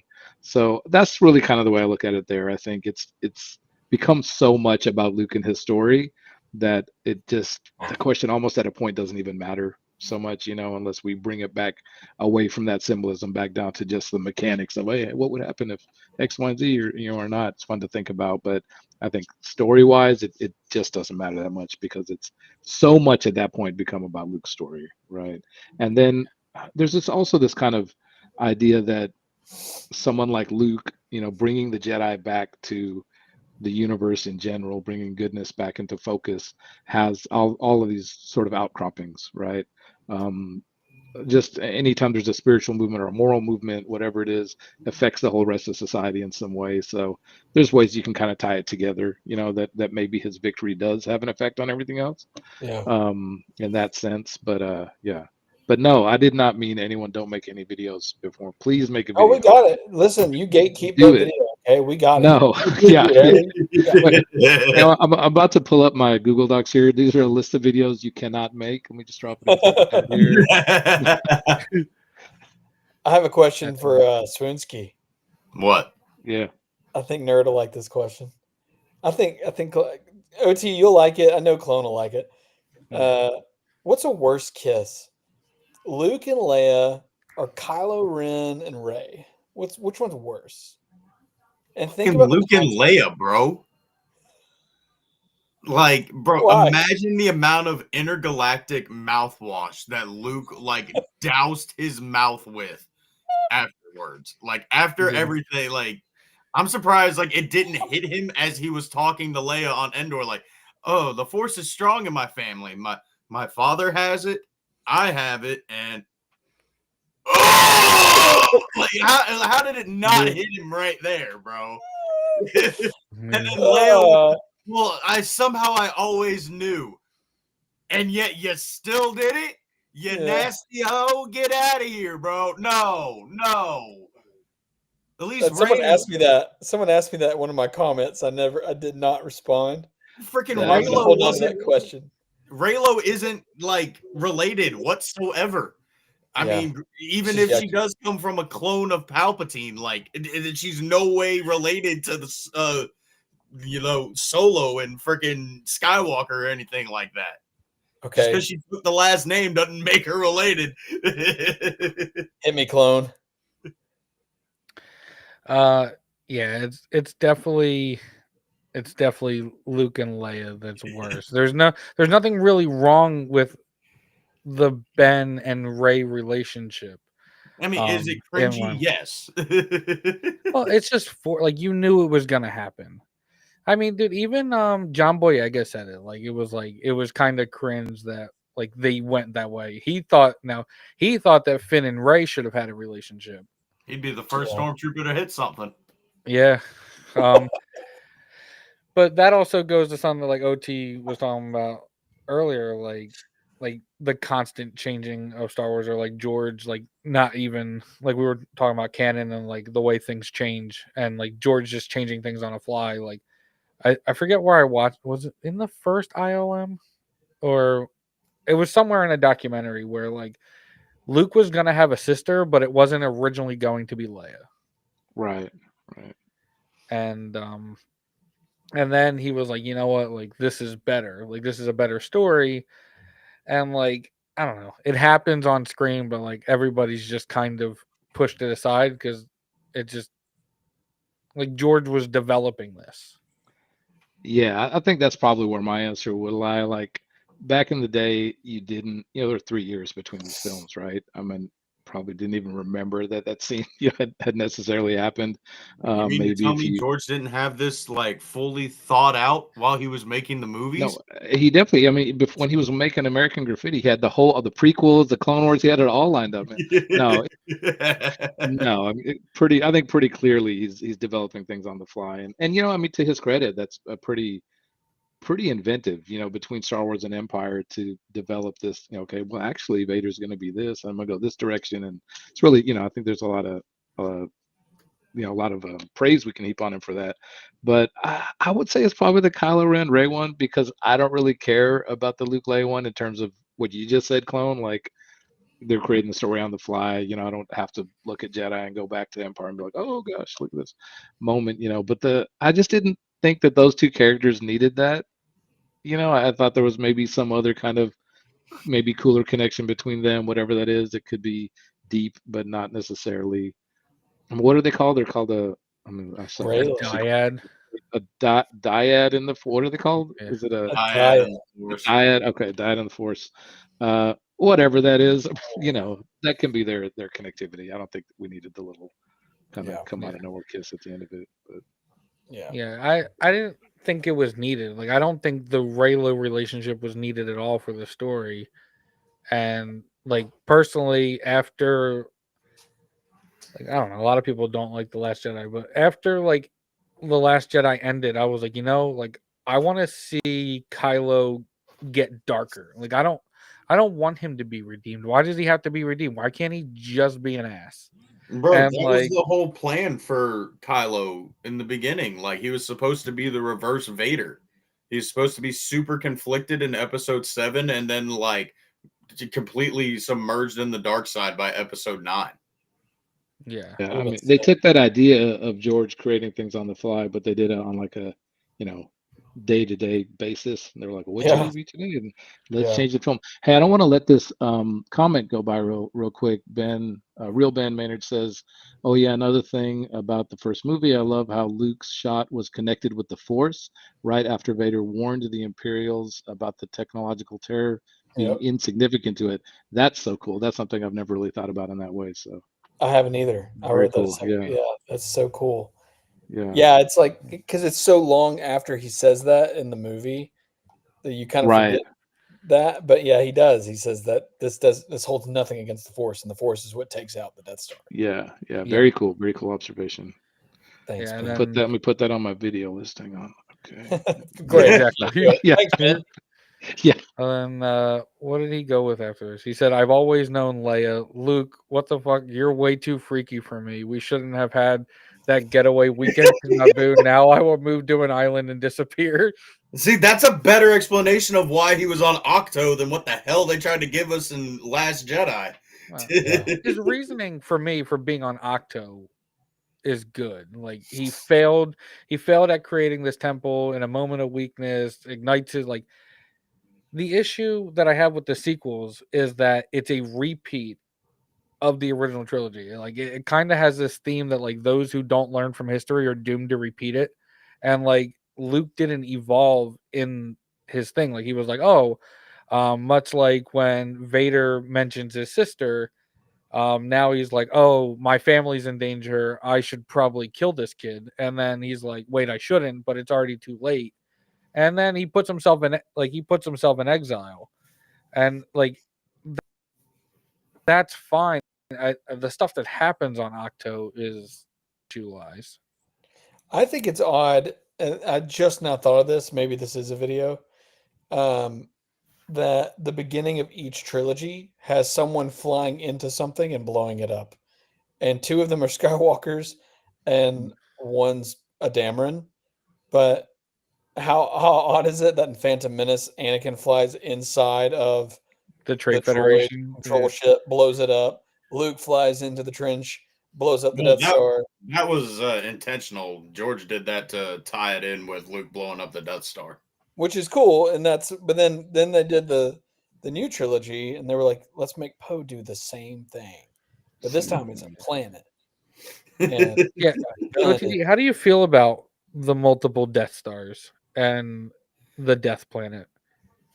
and then the Star Destroyers that have the power of Death Stars. Well, we're not gonna talk about that. We're just gonna talk about the stars and the planets. That's a great question. Hey, Clone, just to rewind real quick, you asked me, I don't know how long ago it was now, about the Thrawn books and Heir to the Empire, EU canon stuff. Basically, my brother just confirmed everything you said about Lucas's sometimes stamp of Wonky approval nature. versus Yeah. and wonky whatever. So yeah, I used to feel a little disappointed, like why a Death Star again? What are we doing? But I think it serves a different purpose. It creates some really interesting parallels for once. I mean, I think if we're looking at a big empire, of course they would. Like we built this big doomsday machine and they blew it up. Well, we're going to build another one. So I think and that mirrors reality. Mirrors history. Once something big, terrible weapon is created, then suddenly it's mass produced and everyone's trying to build it. So I think it makes sense, story wise. And everything is different. Everything is different with the Death Stars in terms of everyone's interaction with them, right? So, I mean, even in that Falcon video you were talking about, just had a quick observation of how initially the Falcon is being pulled into the Death Star, forcibly, and then in Jedi it's intentionally flying into the Death Star and flying towards it. So you just have these interesting parallels. Luke's experience in the first movie on the Death Star is very different than his experience and motivations in the third movie. So I think it helps create some interesting parallels, and kind of makes sense story wise. So I didn't really mind the two Death Stars that much. She start paralleling that in other trilogies and stuff, then yeah, I think maybe it gets a little bit out of hand there. I like what I Dad think Vader the said. second one What's that? made sense. Go ahead, Closet. I like that that comment from Dad Vader. One weapon, no more.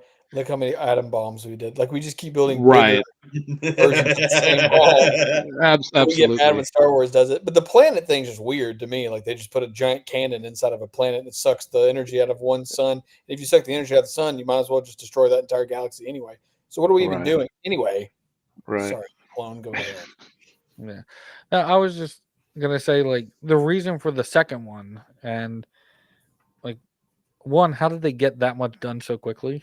But also they were shoring up the weakness. Like the weakness that was there on the first one wasn't in the second one.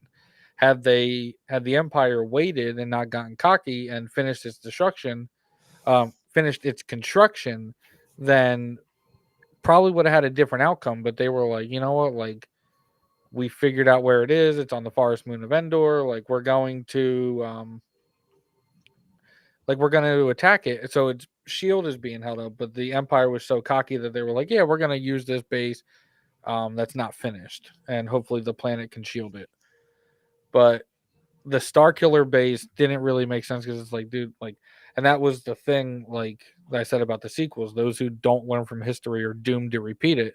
Like they just don't learn. And it's like, why do we always need another Death Star? Like after the second one, like now that you're like, oh, we're gonna create this planet, this Star Killer base. It just, I don't know, it weakened it for me because I understood the second one. I just didn't understand doing it a third time. It's like, why do we keep doing this? And then, like, I think it was like Freddie Prinze Jr. like in an interview was like, these weapons are so big that the Force literally will not allow them to exist.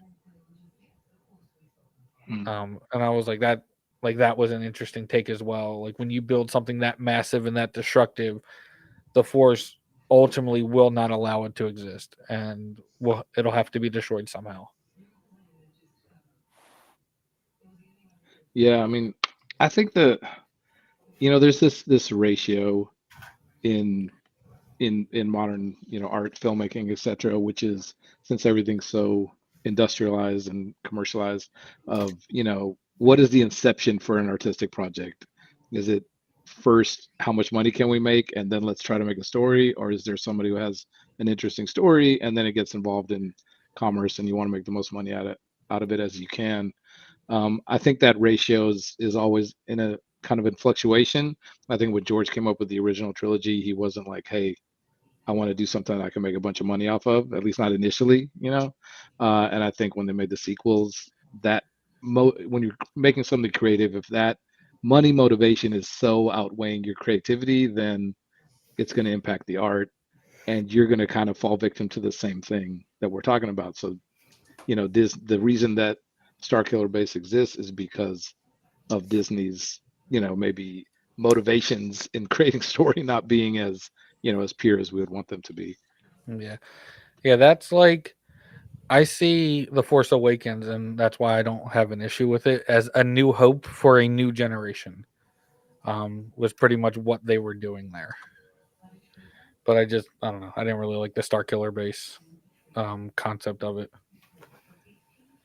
Would you say you need a new hope for a new generation, or you know, there's an argument there too, right? Why not? Like, if it's a great piece of literature, we would just say, hey, go back and read it, you know, whatever. I don't think it's needed. And that's why I said, like, it comes down to those who don't learn are doomed to repeat it, and like they like both sides there kind of went to what they were comfortable with. Like, the rebellion does its thing, and the First Order is now doing its thing, and it doesn't operate any differently than how the Empire does. It's like it's as dysfunctional.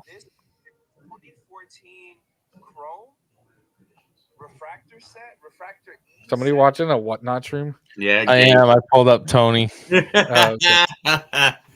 See, Yeah. I think if it is timeless, you don't need it, to answer your question. Yeah, see, Right. that's the issue. We don't need a new hope for a new generation, but a lot of people that I've talked to that like tried to show their kids like the original trilogy, like some people lucked out, but a lot of people I know, they're like, yeah, my kids don't like it because it looks old. They like the newer stuff. I'm like, no, bro. Like, get your freaking attention span goldfish brain out of the gutter and fucking pay attention to this shit. Well, I just think that there's certain films that the newer kids don't gravitate towards, and that's why I like I think the prequels still do a good job of, like, if you need something that is more flashy to try to get the attention spans of these kids, especially with stuff like TikTok and like shorter media forms. I think that those are better to start with nowadays. If I had to recommend it, I mean, it all depends on the kid, Yeah. entirely. But See, we have the animated shows and Clone Wars and Rebels, and if they really want to, Resistance. yeah, see, like every time I go to show somebody Star Wars for the first time, like kids, adults, whatever, like I always show them, you know, release order 4, 5, 6, 1, 2, 3. But I like what Sam Witwer said. Like, if you're trying to get like a young kid into Star Wars, show them like the Clone Wars first to kind of introduce them to the world, and then, you know, they kind of fall in love with Anakin, Obi-Wan, and then you I forgot exactly what he said, but it was like you start with the Clone Wars and you kind of like introduce them to the world, get them to love Anakin, and then, you know, like show them what was it? A New Hope, show them the original trilogy, so that way they know, like, okay, well, you know, screw Vader, let's like kick Vader's butt, and then show them the prequels. And I don't know. I kind of just went off on a tangent just now. I feel like it didn't add anything to the conversation. It I happens, tend to do but that, no, APT. no, you definitely. I mean, you added something. You definitely did, because you just like you You phrased added how some words and some sentences, and Yeah. there they were. No, there was an My brain adjective. There's some stops vowels in working there. after 10 o'clock. right. No, I Um, think I hear what you're saying with that. Yeah. So, as somebody who grew up with like the original trilogy and with a channel that's so focused on the original trilogy, and like this kind of goes back to that Mace conversation a little bit ago, like, what do you think, like, after witnessing the prequels and stuff like that, like, what do you think was diluted in it? Like, what do you think you would change so that the prequels better enhanced the original trilogy? That's a great question. I guess initially I would say, like I said before, I feel like the OT is a self-contained story that doesn't really need a set of prequels, to inform its concepts and themes. Yeah. Irvin Kershner once said back in the day that if he was going to direct a prequel, the struggle would be that you already know the outcome, so how do you build tension, right? Like Yeah. how do you build anticipation and get everyone hooked when they know what's going to happen, right? Ultimately at the end of the story. I think there's a few like really surface things I think that I might address differently. There's a scene on Endor where Leia remembers her mother, right? And Luke Yeah. doesn't. And so clearly she spent some more time with her mother, and so there's some disconnect in that scene and the scene where the twins are born in Revenge of the Sith. I think I probably would have started with Anakin as an older character, as opposed to a little boy, just in terms basically what we get is from Obi-Wan, right? We get Obi-Wan's recollections of his connection with Anakin. That's really almost all we get about the past, a little bit from Yoda. So I think I would have started with him as a little bit of an older character. I would start with kind of reshaping that character and his motivations, maybe. I think the prequels get a little bit confusing in terms of his turn to the dark side. Like they illustrate him as this kind of character that has a lot of fear initially in Phantom Menace, and then he kind of has this very sporadic, violent, revenge-oriented side in Attack of the Clones, where his mom dies and he's killing all these sand people, and they plant a bunch of different seeds, and then they ultimately go with this he wants to save Padme kind of thing. I always envisioned his character as more just someone who is really strong with the kind of so strong with the Force that really the appeal for power, was more of his motivation for turning. At least that's what I get out of what Ben says, what the information we get from Ben. So I'd probably start with kind of reshaping Anakin's character. I would like to see maybe a little more connectivity between him and Ben, him and Obi-Wan. We get this kind of antagonism right from the start of Attack of the Clones. And they, I guess by Revenge of the Sith, a lot is unshown, I guess, right, of their connectivity. So maybe a couple of those things. I would just kind of start with that, reshaping Anakin a little bit, and yeah, Closet's gonna talk me down now. No, I'm with you. Yeah, what's up? Yeah, I've always Well, thought Obi-Wan has a weird. different master too.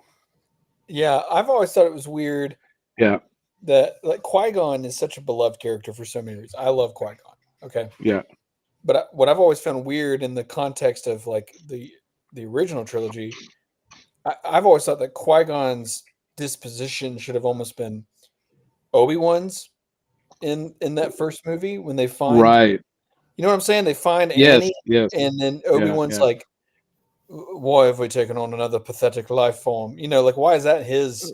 Why is Right, that like? Why is that what he's giving off? I feel like that should be Qui-Gon, and Obi-Wan should be the one fighting to have Anakin, because I think it makes that connection better. Obi-Wan's like begrudgingly taking on Anakin in the first one, and then right, now they're supposed to love. They're supposed to be brothers in the next two movies. So, and I think they do a good job of giving us that in those two movies. But like with Pop saying, with it should have been 6 movies or however. I right. think that eventually down the road, we ended up getting the 3 movies, and then we got a whole TV show, and then another TV show, and another TV show. But it was 20 years of we've just now been getting information about the prequel era, and so that's why I did my whole thing about it being the greatest of the eras, because there's so many characters, so much development, so much to talk about, and all the things. But yes, it could have been more. I agree, Pop. Like it could have been more movie wise, but just some of the characters could have been done different to fit what the OT gives us. For example, Qui-Gon, I think him and Obi-Wan's disposition should have flipped. I think Anakin being a little older would have made more sense. I think stuff like that makes a little more sense to me, rather than focus, because the whole first movie was really the story of Qui-Gon and Anakin and Jar Jar. That was the first movie. Right. Great movie, love it. But that, to me, those are the 3 main characters. For some reasons, Jar Jar, and then Qui-Gon and Anakin. Yeah. No, I definitely agree with that. I mean, Ben, what does he say in the scene on Dagobah and Jedi? He says, "When I first knew your father, He was already a great pilot, but I was surprised at how strong the Force was with him, and that's not really what we get, right? Oh yeah. In Phantom Menace, um, he talks about him being a good friend. Yeah, I just want those things to line up a little better, I think. Um, you know, but we got Yeah, what and we then got. maybe like Padme not dying immediately after childbirth. Yeah, Some, that yeah, yeah. stupid. I mean, don't get me wrong. I love Revenge of the Sith. I'll defend that movie and that book till I die. Like I'll argue with you blue in the face. But that was just stupid. Anakin's turn was just stupid. Like I don't know, man. There's some things George definitely could have thought out a little bit better. Out in the Yeah, cabin. yeah, yeah. Maybe just pacing too. Like, I think Yeah. his turn could have happened sooner in the trilogy, and I think I would have been more interested in really getting to know these Jedi that get hunted down and destroyed. It happens, one montage scene essentially in Revenge of the Sith, and we don't really get to know those characters, at least in those three movies.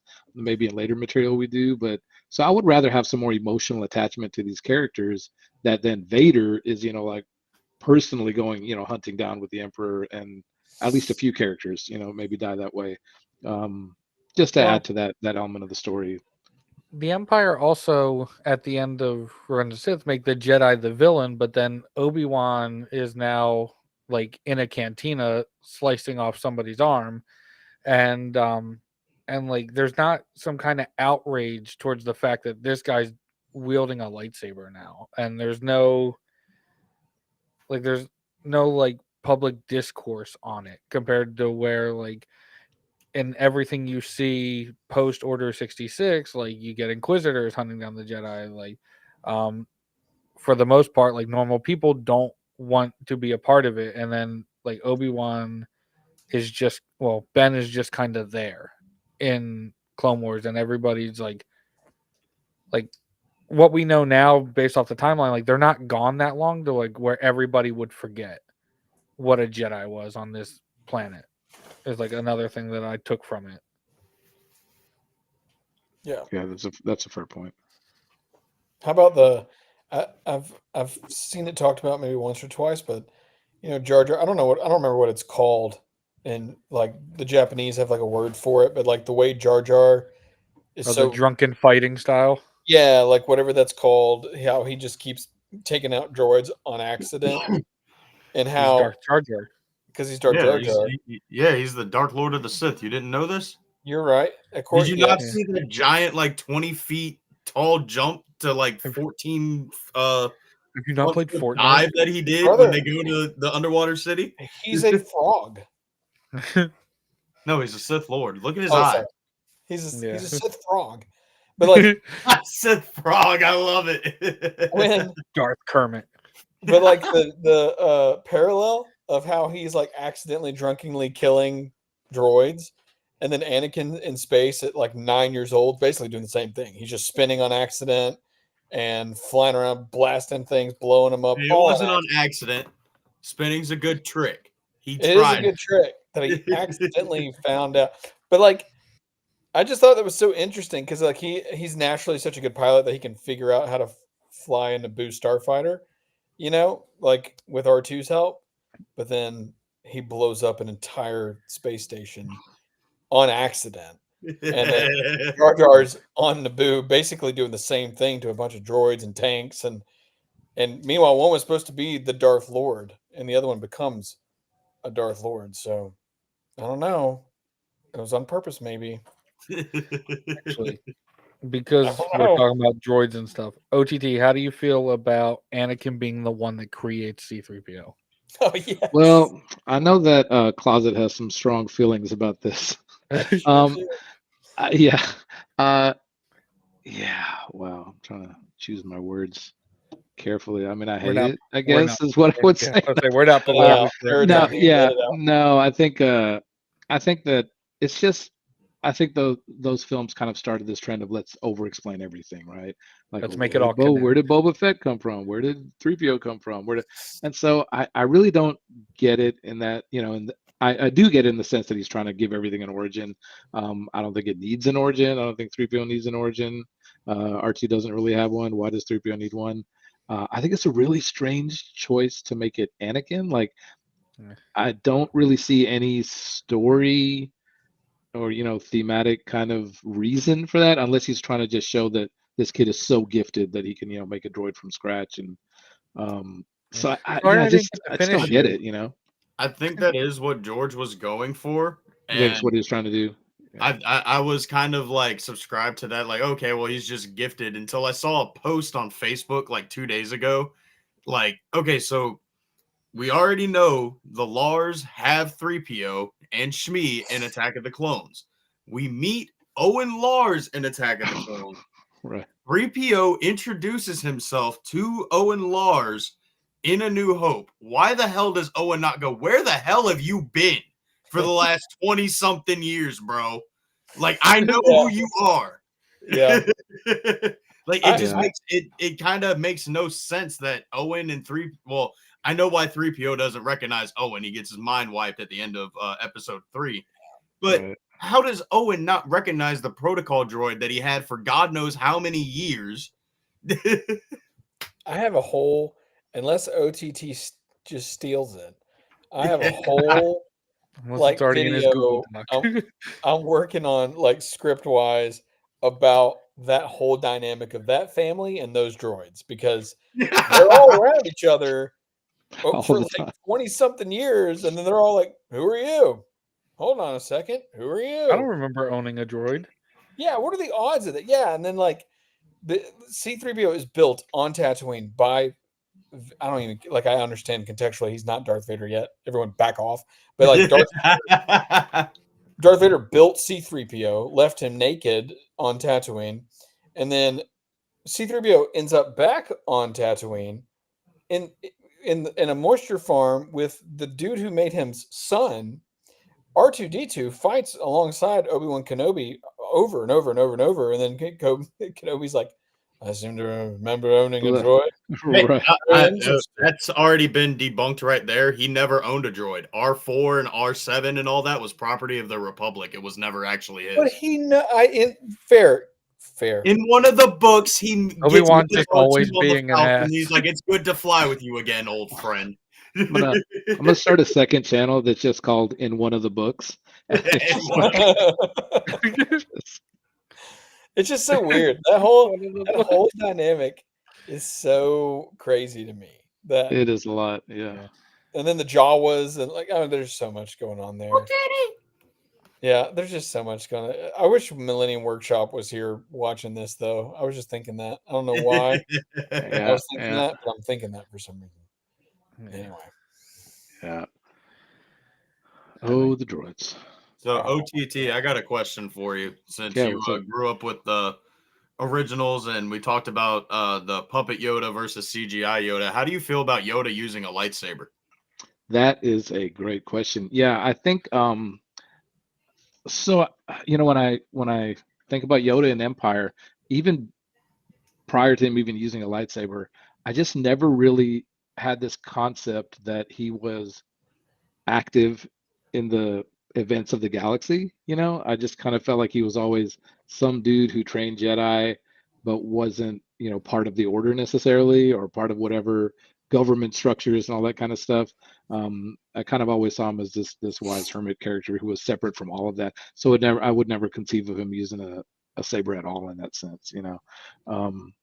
So that, I guess that's kind of my answer to that. I always saw him as something separate from the events that are happening out there, and maybe some of the Jedi, I don't know, they all go to Dagobah with a train. I don't know if that really makes sense either, but yeah, just saw him as a different kind of character. So I think that it never really quite worked for me for him to use the lightsaber. I thought he was kind of beyond that, like in some sense.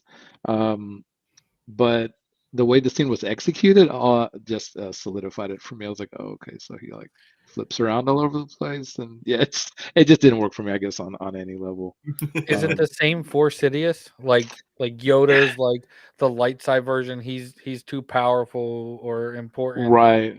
Doesn't do it, and Sidious is the dark version of that as well. Like, did you feel the same way when he wielded a lightsaber? Yeah, actually, I'm working on this for a lightsaber video. It's called The Language of Lightsabers. Pop But this down, Closet. Steal his video. yeah, write it Closet down. has a good video on lightsabers. Wait, what? He just put one out already. What? No. Actually, I do. I feel like, honestly, I feel like Vader uses a lightsaber in the context of the OT because he's a former Jedi. Like, there's nothing really indicated just within the OT that Sith use lightsabers, right? That's kind of created with the prequels or material that comes after the OT. So I feel like Vader uses a saber because he was formerly a Jedi, right? So yeah, I don't really see Sidious using one either. I don't know that it. I mean, it wasn't like when I saw that in the prequels, I was like, oh, well, these movies suck because look at these people in their sabers, you know. But I guess it didn't George quite work Lucas for me. ruined Star Wars. Yeah, yeah, it didn't quite work for me because, to your point, Clone, because of where they are sort of in the hierarchy. You know, they're kind of like beyond. They're just kind of beyond those kind of constructs, I guess. So yeah. Yeah. You know how like when we first started this discussion, we were talking about like the lightsaber battles, like the one from A New Hope that you said like you really like, because Gazer was talking about, what was it, Rule 38, like the Scene 38 reimagined. Oh yeah. Scene 38, and I said like, well, like I'll wait for him to get here because that was like the second video that Closet did was the video on lightsaber battles. Yeah. And like how the lightsaber battles for the original trilogy was like lightsaber fighting. Let's see if I can quote him correctly. Lightsaber fighting like more of a necessity than for style, where the prequel Jedi have been trained for centuries and can do different things because they have like these training classrooms where like Luke and like Ben, like they fight for their lives, more or less. They're not fighting to be flashy. They're not getting style points. He's literally fighting Darth Vader. Like Luke is fighting Darth Vader with a lightsaber to survive, to make sure that he's not the one who gets stabbed. Mm-hmm. Did I get you right, Closet? Yeah. I think that's always been the main difference, and that's always been my hang up. I will say hang up's a strong turn of phrase, but I will say that if Sidious is going to have a lightsaber, I like that his are so elegant looking, and that he has two of them. They're a mockery. And I like that. Yes, and I like that. I like where he keeps them. Like if someone like Sidious is going to have, a common weapon of like a Jedi or Sith, I like that they're different, a mockery, and I like that they come out right there at his sleeves. It's just something different, He's not carrying it on a holster or on a belt or anything like that. So if it's going to be him holding something like that, I like that it's different. Yoda, I guess what's different is that he just uses the Force to grab it, and it's small. So that's really it. But yeah, I kind of agree with that. I've always liked it. To be fair, OT, I guess we're different there because I do like that Yoda has one. Sure. Because I know he trains generations of Jedi. But I do also understand, like, if you were to take that era, the prequel era, it maybe the GOAT of lightsaber combat in that situation is probably Mace Windu, and then the GOAT of Force use is Yoda. Just for that era. But I also like the fact that like Yoda just seems unstoppable in all ways. So it's right. Sure. I think another thing that's interesting. So in A New Hope, when Luke is holding Anakin's saber, like Ben's telling him like it's a weapon of a more civilized age, and then like the entire time, like in the prequels, it's kind of like forced down your throat that anytime like Obi-Wan's near a blaster, he's like so uncivilized. And it's like, bro, you don't have to keep saying it. Like, I thought that was like an interesting take as well, because in my opinion, like lightsabers are more destructive than blasters. So why is the lightsaber more civilized than the blaster? Well, let's not forget that he says that to him and then literally like 10 minutes later cut somebody's arm off and leaves like a blood trail in the cantina. Yeah. And I think it was you, Closet, that said like, why didn't anybody like make a big fuss about all of a sudden seeing like a Jedi out of the blue when he did that? I don't know if it was like because of the droids or what, but somebody did go and get the stormtroopers while they were talking to Han, and the troopers were coming to investigate what was going on. But I don't know if it was because of the disturbance, if it was because of the Jedi or the droids. Sure. Yeah. Yeah, yeah. I guess in defense of lightsabers, they, I guess in a Jedi sense, they can be sort of a defensive weapon, right? As opposed to a blaster, which doesn't really, have that. I guess they could be a little more precise, a little more defensive. I don't know. Maybe it speaks to that kind of samurai ethos that Lucas was going for a little bit. But yeah. Pop, to answer your question, I am very sleepy, and I've been a It's time to hard-working go. fellow the last Would couple you days. go to another convention for 4 hours and then go back home? Shut up. That's why I can't go to conventions for too long. I am sleepy. I am doing this in bed, and I'm old, Pop. You wouldn't understand. Ricky, he's pulling a Sean. He's doing lives from bed. We're one step away from the OnlyFans. Well, this is also to promo my OnlyFans. It's called In the Closet. It's in the OF closet. You're a subscriber, Ricky. What are you talking about? I was gonna baby. I was gonna throw it out there when we wrap up, just to wish everyone really well on their endeavors and everything they're pursuing. But now knowing what closet's going with, I don't know. Just retract that there. Rethink your life, closet. Rethink. Bro, I'm in it for the money, and quite honestly, I'm in it for money. The money's good, right? Yeah. And nerd loves my OF. He's why I'm negative 350 in the hole. I put people in debt, baby. Hey, Clone, I am going to throw in the private chat real quick just a link to that edit I was talking about. Have either of y'all seen we were talking about the reimagined fight on the first Death Star, and there's this another version of that's just a re-edit of the scene with like kind of a little harder hitting sound effects and faster edits that kind of changes the scene as well. So you guys can check that out. I think I've seen something new to look at. I'm gonna copy it to my notes right now. Yeah, check it out. Hey, but I'll leave you guys with a question, old school question. Are any of y'all familiar with the radio dramas? Is that something you guys know about? Okay, so I did come across a New Hope radio drama a few months ago, and I got like 30 minutes into it. Couldn't do it, huh? Yes. Clone was asking me, front, what was it like when the movies came out, and I was just saying there was such a vacuum of material, right? But then the films come out 3 years apart, so you had some comic books, toys, some fanzines, stuff like that. But we did have the radio dramas, so I think they're on YouTube. They do add some interesting subtext to some of the scenes, and they're a little cringy here and there too. So yeah, definitely go check them out. Yeah, I've only seen the holiday special, which honestly, oh my god, peak Star Wars is what we call it. Yeah. Honestly, for that age of television, for the shows that were coming out, it fits. It just didn't fit with thematic Star Wars, like on the big screen, or theatric Star Wars. Sorry. Yeah. See, I've just got beef with the holiday special because one, freaking Chewbacca's son's like up close face shots still haunt my nightmares. Two, I tried to do a reaction video for like 150 subscribers or something like that, and every time I did it, something would go wrong with like the footage would get corrupted, my mics wouldn't be cut on, freaking the video would lag, so I had to watch it like 10 times within like the span of 2 days. So I've got massive beef with that freaking movie. I'll watch whatever you tell me to watch, OT. What's that? I'm just gonna watch all of OT's shorts.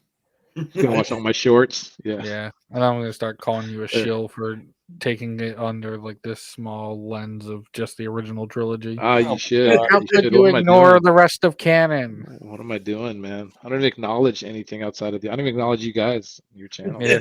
Who are you people? Man. What is this? This is all AI. Yeah. I like it's all- Pop's very sensual comment just being highlighted for the last 15 minutes now. Yeah. Oh, I love that one. I mean, based on okay, maybe I won't say that. yeah. What I was See, gonna say nerd knows though. where I'm going with that. Yeah. Like, slow down, buddy. Yep. Well, like what Nerd was saying earlier, with like people like newer age kids not watching, like not wanting to watch the original trilogy because they think it's old. I think that's where channels like yours really work, because you Mhm. take your longer videos and you have like these short form content with it as well, and it gets you excited to watch it because you have like a deeper meaning. Like right now for me, I'm watching Lord of the Rings for the first time, and Ooh. I'm watching it, and like the entire first movie, I'm kind of confused because I don't have a deeper meaning to like what's happening. Like last night, I messaged Closet because I found out that Frodo Baggins is like a 50-year-old man, and I No, thought he was dude. like Yeah, when you 18. read the books, it's Look, insane. Wait till you figure out how old Aragorn is, baby. I did, yeah, he's 84, and Yes. Legolas Yeah. is like 500, and He's an elf. Gandalf is only like 2,000 in terms of how long he's 23. had his body. But like he's 50,000 years old in terms of how long he's existed, and I was like, I don't even know what the hell that means. Yeah. Dude, you got to read what is it? Someone say it. You know what I'm saying? Silmarillion. Yes. Silmarillion. Yeah. That one. Yeah, dude. Yeah. I'm obsessed with Lord of the Rings. I'm obsessed with Yeah. it. Yeah. Dude, Just I enjoy found out enjoy that the I own films stuff. first. Don't dive into lore before you finish the films. Like, just Yeah. allow Well- yourself some enjoyment. man. Yeah. Well, that's just what I was fun. trying to do, and then Wrath If of you- Mandalore, previously known as Muff Bunzo, killed that for me by Oh. telling me I was Listen wrong. to 'Cause Muff, I or feel whatever. so I formed a theory after watching only the first movie, because Aragorn is like my favorite character. Like I was like, hey, these movies don't seem like it's for me. And I said, like, no spoilers, but I said my theory is that Frodo fails to destroy the ring. I don't know how to pronounce his name. The main villain, like Sauron or something like that. Sauron. So he comes back to life, forcing Aragorn to finally confront his fears and take up his ancestor's sword to defeat the newly reappeared Sauron, finally allowing them to destroy the ring once and for all and becoming the true hero of the movies. Interesting. Oh, simplistic. Interesting. If only that's how it went. Yeah. Yes. Yeah. Not exactly. Yeah. But then Wrath immediately wrote, nope, wrong. And I was like, thanks. If you really want to just like, if you really just want to have like enjoyment and just like kind of watch the movie and just like, I guess have a good time, watch the animated Lord of the Rings, bro. Like it's such a fever dream. It's insane. Yeah. Don't Yeah. waste your time with the Hobbit movies. Actually, do. No, if you're gonna watch The Hobbit, watch the animated version. It's a lot The better. the so much 70s better. one. Live Yeah. actions. The live action one's terrible. I just got to the Yeah. point where Gandalf is back, but like he didn't really like. They were like, "Oh, Gandalf," and he's like, "Oh yeah, that's what you used to call me." So Yeah, like, I he- guess he's like Yeah. like a transcended god now. Something like like that. he's He goes Gandalf the into White. what's it Yeah. called? He goes into like the land of the Undying basically for like 2,000 years and comes back as Gandalf the White, like reincarnated. So he doesn't like he's lived those 2,000 years, but in like Middle Earth's Right. time, we're talking a year, 2 years, something Right. like that. Okay, I was about to say, I was like, is there 2,000 years between the first two movies? Because I'm completely lost. I was about to say, I think Closet just like completely wrecked my understanding of the timeline. Yeah, here. y'all didn't know that? Yeah. That's crazy. Y'all didn't know that.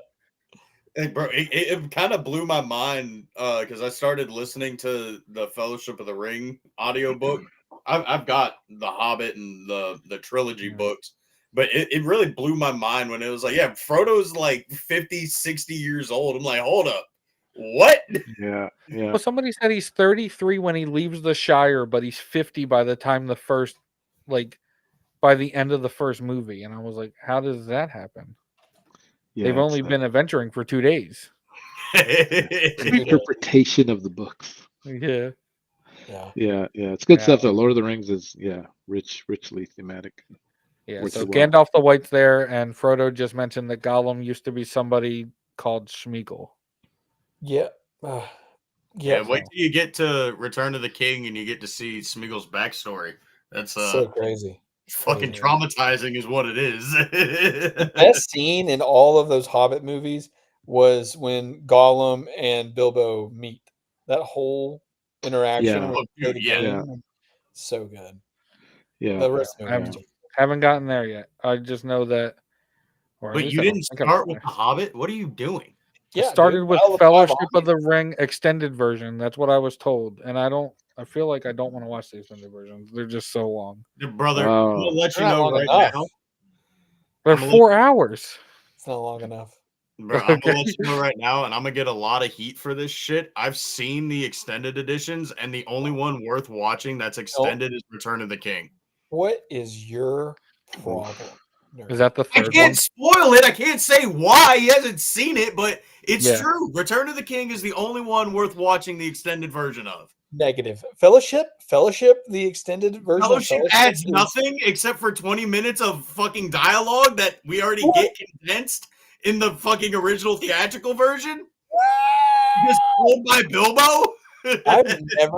I've never been more upset with you than right now.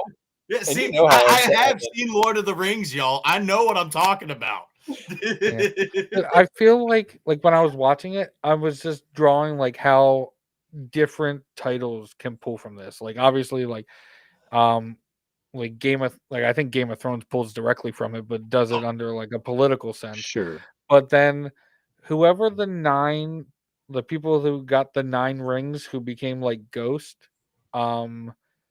I don't know what they are, but they remind me of Death Eaters, and I was like, is this where they got like Harry Potter people got the inspiration for the Death Eaters?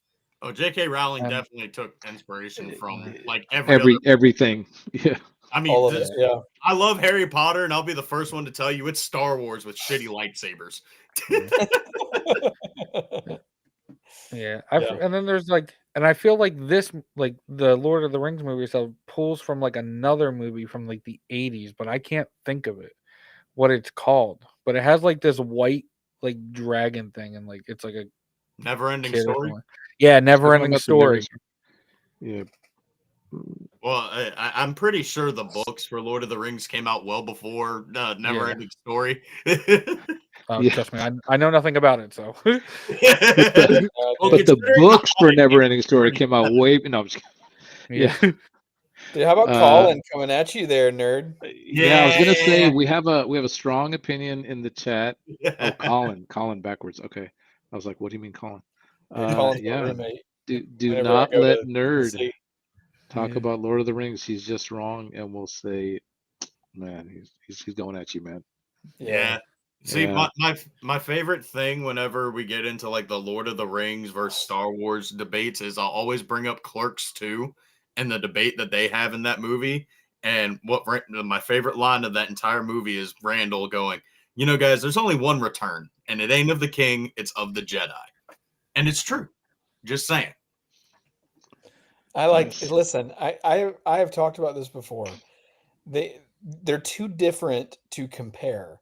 So like I love them both deeply for different reasons. Star Wars is the greatest IP of all time, and it's not even close. And then Lord of the Rings is the greatest trilogy of all time. Like greatest movies. Perfect. They're perfect. So I enjoy them for different reasons, is what I've learned. The characters of Star Wars, like Darth Vader is the greatest, not just bad guy, he's the greatest character in all of cinema of all time, by far. But the Lord of the Rings is just the greatest. It's the greatest storytelling of all, to me, of all time. It's perfect. The music's perfect. It all fits well. But same thing with Star Wars. Honestly, music fits Star Wars perfectly. So I think the three heavy hitters we all know: Harry Potter, not in any order. Harry Potter, Lord of the Rings, and Star Wars are the three one because the music fits perfectly. The story's great, character development. Harry Potter kind of lost its way though towards the last couple of movies. The first 3 movies of Harry Potter are great, and then in my opinion, after that, it fell off a cliff. Oh, dude, they most definitely did. Like, I read the books for the first time like 3 years ago, and I used to love, Goblet of Fire and all. I mean, it's still it's still my favorite Harry Potter movie just because of nostalgia. But there's so much more in the books, and then you get like Half-Blood Prince. They completely just leave out Voldemort's backstory in the movies, and they focus on the bullshit relationship stuff that's like maybe 20 pages max in like 1,000-page book. Yeah. Yeah. Yep.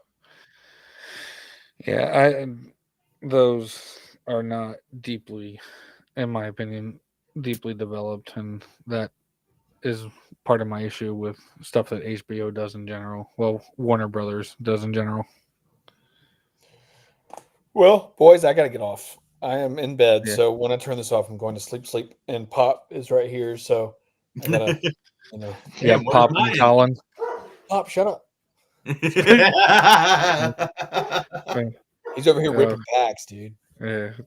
Gazer's gonna come on like, show me Mrs. Closet. I was, am alone. Yeah. Oh, Clone Force. I did get to meet his wife, and apparently she thought that I was gonna like murder Closet or something like that. What? Why you say that? What you said. Murder You're like, her? oh, or nerd, murder my me? wife thought you were gonna like murder me or her or something like that. I'm like, why? No. I don't remember. definitely found out from that video she did not want to. She's like, I don't want to be referred to as Mrs. Closet. I did keep calling her that. She was like, I want to come see what all of this is, because she's not into any of this. So I was like, yeah, you should.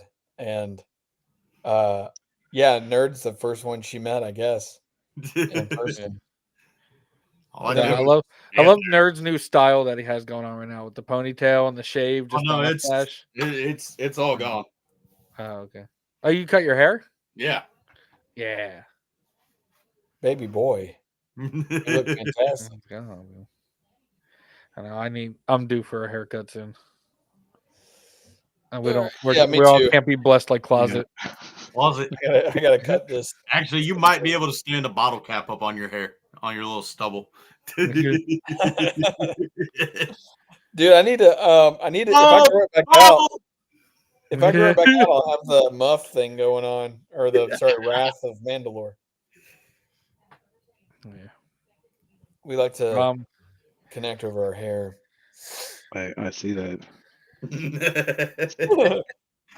How's your hair doing, OT? It's doing fairly well. It's it's long. Picture it didn't happen. What's that? Picture Picture it didn't happen. Yeah. Once I drop my talking head videos. Oh yeah. Closet, you missed that. He's gonna become a talking head. Finally, when? I don't know. I When that have a Luke little video backlog of what I'm doing right now to get out, and so I think I'm still figuring out how. So I used to work in film. I used to work in indie film, and I'm too much of like a perfectionist. I'm like, oh, it's got to be lit right, and it's got to be like, whereas Closet just dove in. He was like building your background from video to video, and you're like, I'm just gonna do it. So I probably need to do that. I probably need to just not. Some of the best advice. So much, Some of the best advice I ever got from another creator was just start, and so that's what I did. I had Chipper Jones as my background before, right? Doing my Tyler Wren video. I had Chipper Jones back there, and I just changed over time. So just build it out as you go. Yeah. So So I don't know. Fairly soon, I want to get through the next few, backlog of videos I have, and so sometime after that, once I'm done with actual videos I have already. Are you a Cowboys fan? Soon. Me? Yeah. Why would you accuse me of such a thing? No. Boys, the Texans. Yeah. Man. Yeah. No, I'm in Dallas. No, I'm not a Boys fan. Oh, okay. No. I was gonna say because I already got beef. I already got beef with Closet for being a Braves fan. Yeah. Because I'm from Philly and the Braves are in the same division, and then the Cowboys are in the same division as the Birds. Go Birds! Yeah. No, I'd go with the Birds at this point. But yeah. Based on their current rosters. Yeah, their roster is deep. Yeah, But honestly, Closet, your team's coming back to life, dude. Bro, Acuna came back. His first 500. game, first pitch, Acuna hits a home run. Oof. First game back in a year. It's crazy. Yeah. It's okay. The Phillies will find some way to fuck it all up. Dude, I wish Gazer was here, man. I kind of miss that guy. Oh, hey, Closet. Oh, my God. Gazer. What's up, All right, dude? guys. Good night.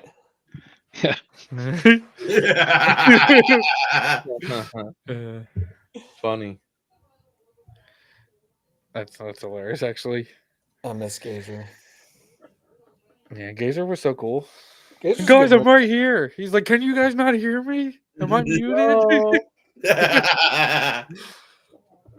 He's the Yeah, most famous of all of us. That's the and we called that. Everyone on this chat called that. Called it. Dude, we're talking about most famous, and you just hit 6,000 subs today. Right? Yeah, but if you go to a You hit convention, 6,000. Let me go on sub real quick. Yeah. if you go to a convention, Gazer, every aisle you go down, someone knows him. Someone knows, including Star Wars Theory. Everyone knows Gazer. Yeah, I'm not like that famous yet. Jeez. I did have a couple people recognize me, but I'm not like. He also picked up Roger Christian from the airport. So, like, Yeah, dude, screw you. All right. Sorry. I'm sorry. Wow, That was okay. my pride and jealousy. I'm sorry. I love you I deeply. love you too, Closet. Closet's With a just force. over here buying subs. If you see his YouTube channel get taken down the next 2 days, you're gonna figure out. That's when you know. Yeah, I went to buysubs.gov. yeah. Closet's just over here creating like emails. Like he has like 7,000 emails. I'm on my third computer because I'm out of Yeah. data. Yeah. He has like Actually, 4 it's kind of phones. funny. So right now I end up breaking out. I was talking to you, Closet. I broke out my computer, and I bought a 2 terabyte hard drive. I'm clearing out my big computer here, and then I'm gonna plug it into this bad boy and clear that sucker out, and it's gonna be my traveling computer. Let's go. That'll make it so much easier than that iPad. I've tried that. What you were doing, that's so hard. It was annoying. too hard. It took way too much freaking time, and like it was draining the battery so fast trying to upload all that video and stuff. So yeah, laptop, here I come. Dude, it takes I me run so everything long. from a Mac. It takes me so long to cut up one of these videos. Like I was working on that Luke video with you while you were working on your vlog, Yeah. and it's still not done. And I was on a computer, so I cannot imagine on the iPad how long that would take. Yeah. Y'all just rookies. Y'all don't know how to do it. Yeah, I don't know how to. No, freaking just edit. Nerd likes to do it the hard way. So I'm Dude, laying I in bed, literally right? do everything I'm on my laying phone, in bed, from right? And thumbnails to I get editing. done with my video and stuff and editing. I'm like, it's late. I'm like, holy crap. Nerd comes walking in, and he had like his little computer or whatever there and like stuff. And I'm like, oh, sweet. I'm like, you're gonna edit? He goes, yep. And then all of a sudden, like 10 seconds later, he like closes his laptop. And I'm like, what are you doing? He goes, I edit everything on my phone, dude. And I'm like, holy crap. Everything. Power to you, dude. Every I'm going to video bed. He's a ever professional. seen- every video you've ever seen on any of my channels is all edited on my phone. Thumbnails are done on my phone in CapCut. Fucking I make all my. That's the only thing I do on my phone is I make my thumbnails on my phone. I've Same. never made a video on my phone. I make No, my thumbnails on Adobe Express. I've got my laptop. I've got a PC, but I suck at editing on a computer. Bro, you need do y'all have Studio on your phone? Like it's like Canva, but by Studio. GoDaddy. What? Dude, it's good. It used to be called Over, but GoDaddy bought them. What is it called? It's called Studio. GoDaddy Studio. I use it for all of my I use it for work. Like I make all my graphics, everything on Studio. I can't even grab my phone right now because my phone has been my camera. Like I haven't invested in another camera yet. Yeah. And I'm not honestly. I'm not going to for a while. Osmo Pocket 3. It went up. The creator combo went up another $300. I haven't been. My application has not been accepted yet for Rebel Scum. It might take a minute. Email them. Say, hey, I'm looking to buy my plane ticket and room and stuff. Do you guys know if I'll be accepted? That's kind of what I did. And it was literally like an hour later, I got an email. Congratulations, you've been accepted for Press Pass. Okay, I'll do that. What if they tell you don't have enough subs? That would be. Well, they have more stuff. He has way more subs than I do. I only have 300, and I have a Press Pass +1. That's what I'm saying. Like, what if they just mess with them and just say, sorry? Well, my name's not StarWarsgazer. Okay, I don't drive around Oscar winners. from the airport. You know Okay. what? Don't hate me because he ain't me. No, I'm saying that in love, but my voice sounds aggressive because I'm jealous. Peanut butter and jealous. I did ride the elevator with him. That was cool. I still can't believe Theory followed me. It was crazy because a couple of his team members started following me shortly after, and then dude, it was like all of Oh yeah, these Closet creators- wasn't here when you said that. huh? Yeah, he's followed by Star Wars Theory follows him on Instagram now. He told me earlier that that's crazy, dude. And Yeah, it's wild. And then because of like his team members started following me, a lot of like Instagram people, Star Wars wise, that do like have a lot of followers started following me. Like it was just like ba-ding, ba-ding, That's how it ba-ding. I'm like, goes. what the crap is going on? That's crazy, bro. Congratulations. That's cool. I'm so That's cool. excited. And then you and I forgot his name. God, I'm an idiot. The guy that cosplays as Anakin. We just had him on. Django Fett. Django. That whole video Theory put out about you guys was sick. Yeah. I thought it was well done, and like I think I've said it like in our private chat a little bit. Like I'm not a huge Theory guy, but like watching his vlog that he did there was really good. Nah, you just watched it to watch Muff cry. I didn't even know. Like I thought you guys were bullshitting, and then I really felt for Muff in that way because Yeah. I mean I don't know his story, and that's his story to tell, but like it was meaningful, and like I don't know. There's some people I watch, and I'm like, dude, like where he gets like a lot of compliments, so like, oh, he's just being nice, and it's like, if that's the bar that we're setting for people, it's like, how far have we fallen as a society when everybody's like, oh my god, have you met Theory? It's like, yeah, he's nice. It's like, wow. What's cool about him, like, and I've heard this before, but again, as someone that's never been to one of these, I've heard that he will stand at his line at his booth and talk to every single person. And like there is no one that's like move along. He will have a full on conversation with you as long as you want. And he will Isn't that not what break the eye contact. And he like that, you don't get that from Yeah, anybody. if you're as long as you're willing to wait in line for as long as it takes, you will meet Theory and you will have a conversation with him. That's so cool. And So he it's not easily like Commander Jesse and Hayden. do what? I said it, so it's not like the Commander Jesse situation when he tried to meet Hayden at Celebration. No, there was no one. Like Maul was at the end of the line. He was in charge of getting you to Theory, but like there was no one there that was like, "Don't talk to him for too long, and if you do, we'll move you along." Like there was none of that. So Yeah. it's like None of that at any of the booths at ICCC. No. But what's crazy too is Theory's line at all times was longer than any other booth. Any celebrity is crazy.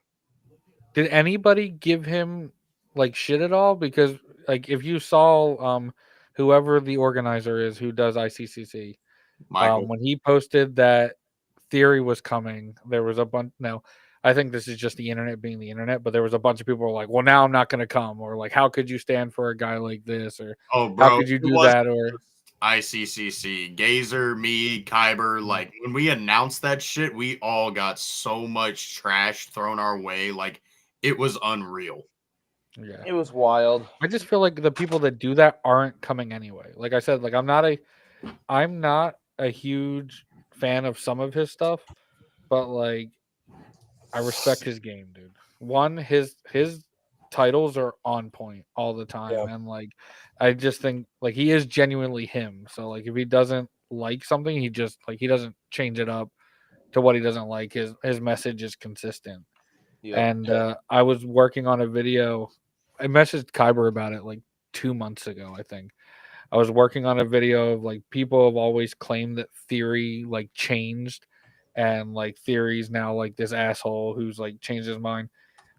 I went on a way to I was like, let me see if I can prove these people right, or prove them wrong in a sense, where like I was like, you know what, everybody always says he has, maybe I'll see if I can show him, because like his big thing was like, oh, show me. And I'll tell you, after 2 months of watching, starting from his oldest videos to some of his newer stuff, he doesn't change. So those people who say like, oh, he has changed or he has done this, those people are wrong. Because No. he's always just been him. Yeah, like there's literally only been one time Theory was, I guess, technically an asshole to somebody, and that's when he brought somebody on his stream, and they were like, "Well, you need to start censoring yourself in your opinion." And he's like, "No, fuck you, dude. That's not happening." Like, Yeah. it blew out of proportion. He had to like bring the dude on and like squash the beef and stuff, and it's just ridiculous that it even got to that point. Yep. Are you trying to show us Mrs. Closet? Oh shit! Is that Pop? That's Pop. Yes, Pop. Pop, get up. Oh God! But Well, I guess we're I'm gonna going have this to for Getting off like an hour ago. Yeah. Pop. engaging Pop, conversation with friends. Pop is left. Keeps you longer. Well, good night, guys. I'm sleepy now. OT, we need to talk again soon, please. Absolutely. Absolutely. We have a few things to talk about. So, I talk to It's the good rest to- of these boys, yeah. almost too much, but Right. we don't Bro, talk you enough. don't even respond Not to my enough, messages not enough. anymore. The only time I talk to you is on here. Clone, I gave you my number. We text. This guy acting like he's an active part of the group. Oh man, Pop, dude. stop showing me. He's It's changed. secret. Closet's changed. He's not the same. He's not the same as he was a week He, ago. ch- he changed everything. He got that 1,000 sub. When I got to 1,000, I became a douche. That Could was you hand me those new cards, please? Yeah. You want to get on Whatnot? Okay. You- I get on Whatnot with my guy. Yeah. No, OTT, for sure. do you We'll have hook tops? up. Closet. What's Yeah. that? you have any tops cards? Like the old school ones? Yeah. The old. You So mentioned that I. earlier. So I had a period a little while ago where I did a purge, and I was like, I'm gonna purge all my like a bunch of my possessions, and I'm gonna be all like Yoda. I'm gonna be all minimalistic and stuff. And then a lot of them that I couldn't purge, I just gave to my brothers. So literally you all my slap, my bro. Star Wars stuff and all of my brother's Star Wars stuff is all with my brother. So and okay. then eventually I'll be at his house. I'm like, can I have this back? And he'll be like, no. But you gave it to But- me. Yeah, it's like he gave it to me, babysit for me, and then but yeah. So we, I guess, however you want to put it, mostly he, has the entire OT collection now. Yeah. If it wasn't for these guys, I wouldn't know what the top. Like I didn't know the tops made cards that weren't sports. Sports oriented, yeah. Yeah. No, it was. I mean, I would say of all the, just very few products we had between films, those were the main. Like that's where it was at. You could get a preview of what was to come, and you just had these really cool still images and behind the scenes images, like island stuff and some cool things. So so I kind of have them. They're in my brother's possession. I don't know how to put it. I'm just not learning about this whole world. I'm just Yeah. now I'm hearing about gonna be it. honest. I'm not buying a tops card ever because if it gets anything addicting like these freaking Funko Pops, I'm Oh, not. brother, it's Not gonna over. It's recover. so bad. It is Back. so bad. Bro, Everyone, okay. including Pop, tells me don't do it because they're Yeah. like, once I get into it, I know. And Pop's told me not to get into it. Everyone's told me not to get into it, but now I feel like I have to. So Clone, are you into Funkos like in general? Just Yeah. Star Wars or? Yeah, no, I have a bunch of different ones. I got the one that Jason Kelsey did when he got drunk at the Chiefs game. Oh, wow. Like, so I got that one. Check I have a out Funko Pop of myself. That's awesome. You need to check out Jerry's Got Pops. It's a YouTube channel. It's a friend of mine. I think he has like, I don't know, 1,300 or something at this point. Like he's just like he's big in the pop community, which I didn't know was a thing. But I didn't either. I even have you have I to have one have three. If that were all I have good. one Acolyte Pop. Oh, boo. Oh, I can't even see what it is. It's Basil. Oh, okay. No, I have three. I have two Lukes and like a Jaws commemorative one. I just got a new Luke one. I don't know where it is, but it's him with the training remote. Oh, I have okay. one of Nerd riding on the back of Gazer, and that's probably I haven't gotten out of the box yet, but Yeah. That's a limited edition, so I better not see Yeah, that on eBay. it's a one Don't of one. unbox it. Yeah, it's one of one. They won't sign it. They're charging me to sign it, so it's weird. I also have this cool collectible that I got from some random Star Wars creator. If your name is Dark Star Forces? Wars Closet, we charge you to sign it. If it were anybody else, it'd be free. It's free. Yeah, but it's Yes, expensive for me to Closet, do. it's a $150 a letter that he wants us to sign. So Yeah. Closet, does this game even work? Yeah, it works. I think I played it before I sent it to you. Here, like, let's make sure it works. What I really system just is it? I have multiple copies. of it. Nintendo 64. 64. Okay. Yeah.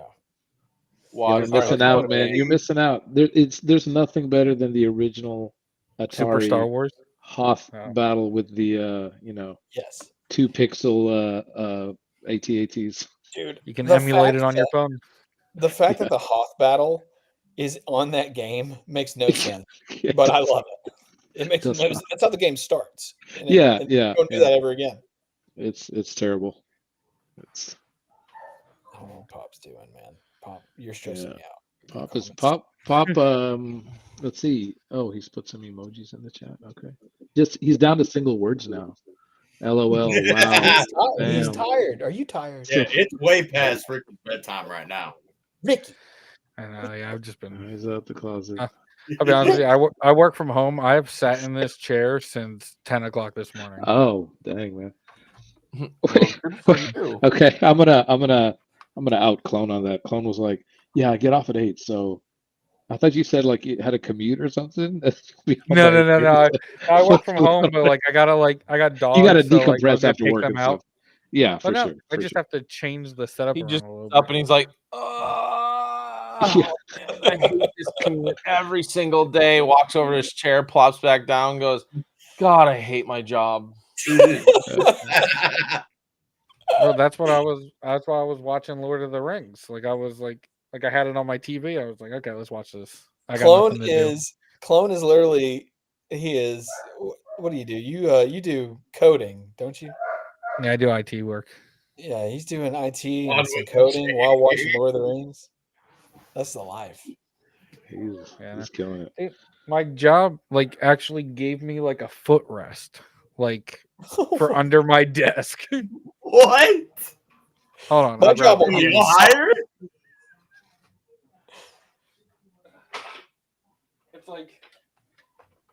It's like this little fucking footrest that goes under the desk. Wow. That's so sick. Wow. Does that make you more productive? There's no way. Now, honestly, You fell like asleep. the bubbles in it like make my feet feel weird, so I don't like it. Dude, if I had a nickel for every time I heard that. Yeah. Yeah. Yeah, All like right. the one like Show I them built what half they of this. I built the second half of this during work one day. I was just sitting there doing nothing. Closet, I gotta say, you're a brave man for joining this stream with the light still on in bed with the wife next to you. If that were me and I hopped in and my wife were there and I had the light on, she would immediately roll over, look at me, give me a death glare that You're I don't know sleeping if on I the could couch handle, tonight. and go downstairs and shut the freaking light off so I can go to sleep. Well, the difference, Gazer, is I run my house. You know what I'm saying? Isn't that right?